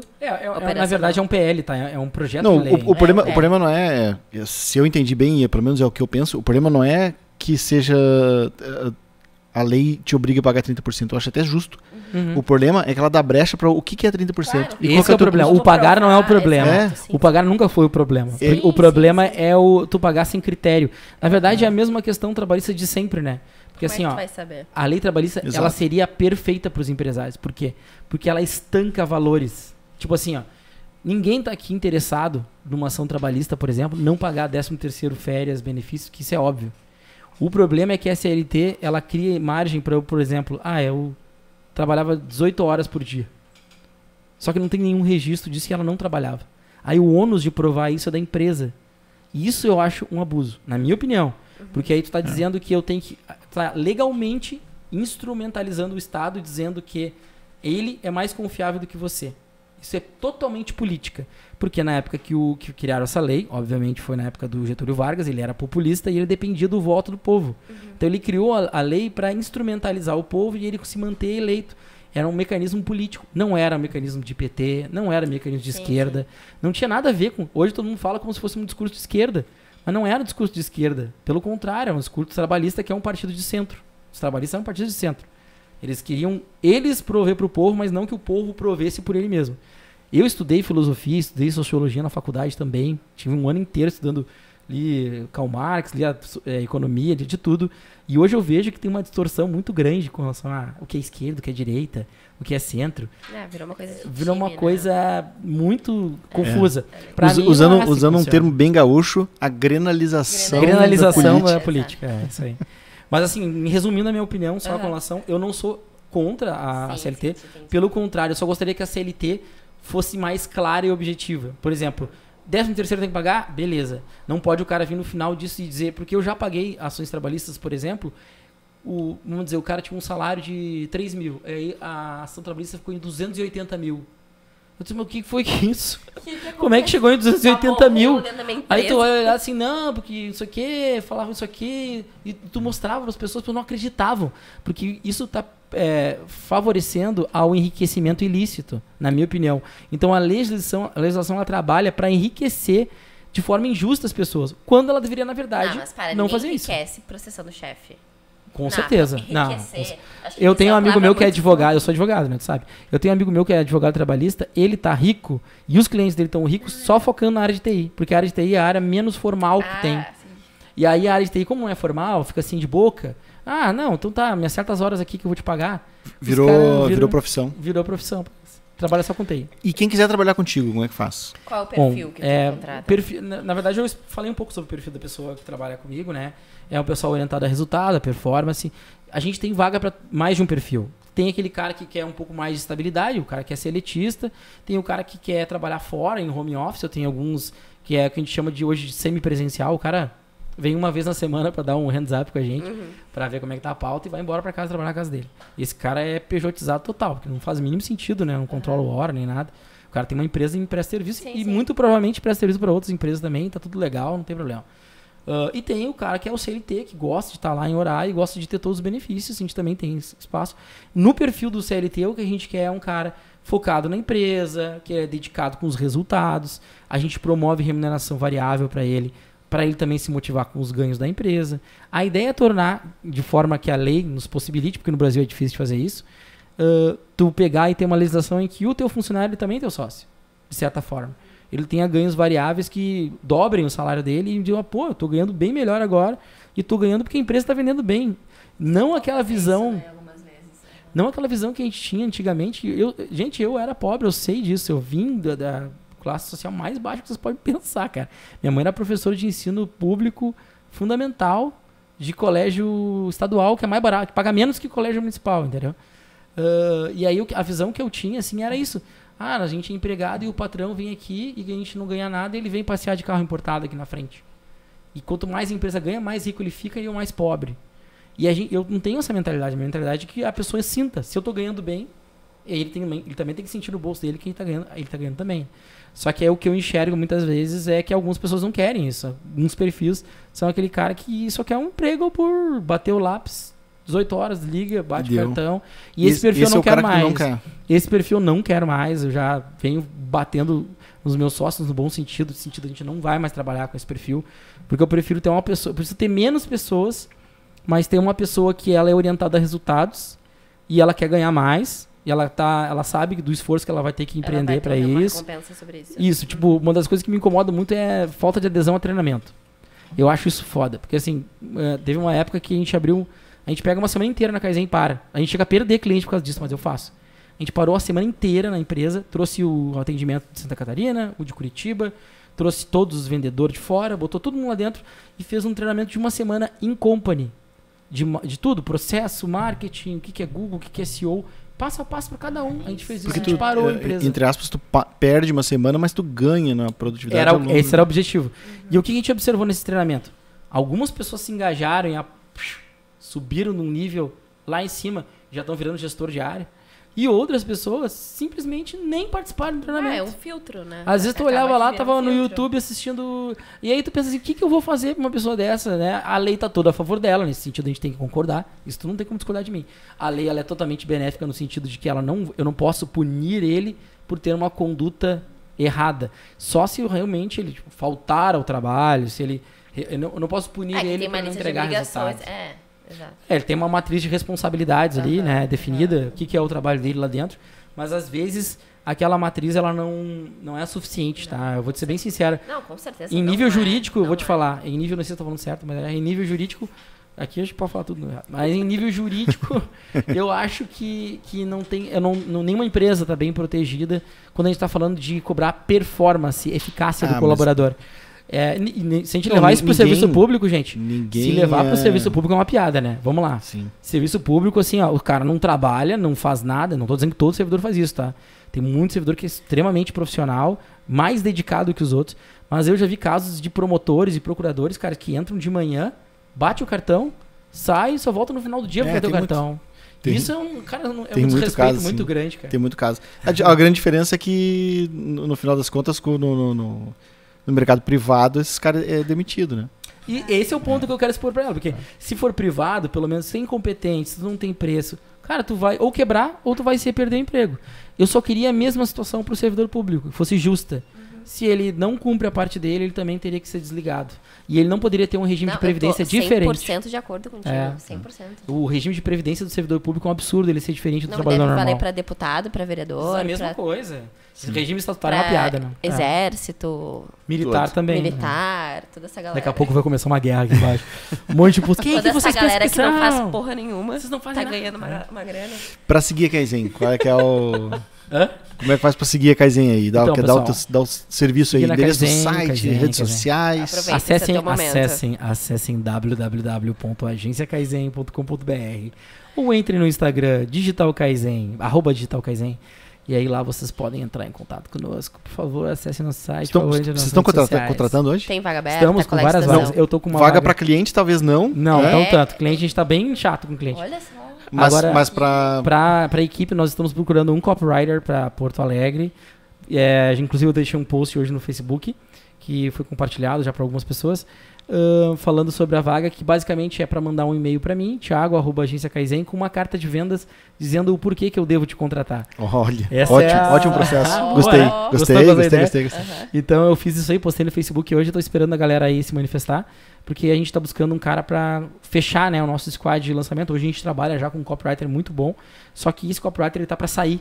Porque como ele é muito bom, ele tem a jornada dele, né? De crescer, agora ele já tá ganhando muito mais, ele já tem outros projetos. E a gente respeita essa transição. Faz parte, né? Eu prefiro perder um cara assim, cara, do que perder pra baixo. Eu quero perder o cara pra cima, né, velho?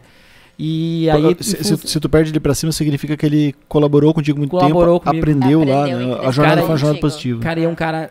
geralmente o cara que vai pra cima, assim, é um cara que só fala bem, cara, dos outros. Porque ele não tem tempo ele não tem tempo pra guardar mágoa e ressentimento de ninguém. Cara, ninguém é perfeito, todo mundo erra. Eu já errei muito, eu tô aqui abertamente falando de vocês com relação aos meus erros. Não falei de todos, tá? Mas se eu começar a listar... a gente vai abrir. O próximo, assim, os 100 erros do Thiago. Mas é assim, galera, basicamente a gente tem que te chamar pra falar de gestão. Por favor, eu adoro gestão de projetos. Eu já fiz implantação da Pipefy, já fiz do Gira, já fiz implantação com Project normal. Tem que lançar uns descontos aí, uns cupons de desconto. Eu mando pra vocês, eu falo direto com eles nos Estados Unidos, eu consigo um descontinho. Pra que vocês querem. E da SingRush também eu consigo com a Marina. Gosto. A Marina, eu conheço ela, que é a vice-presidente da SingRush.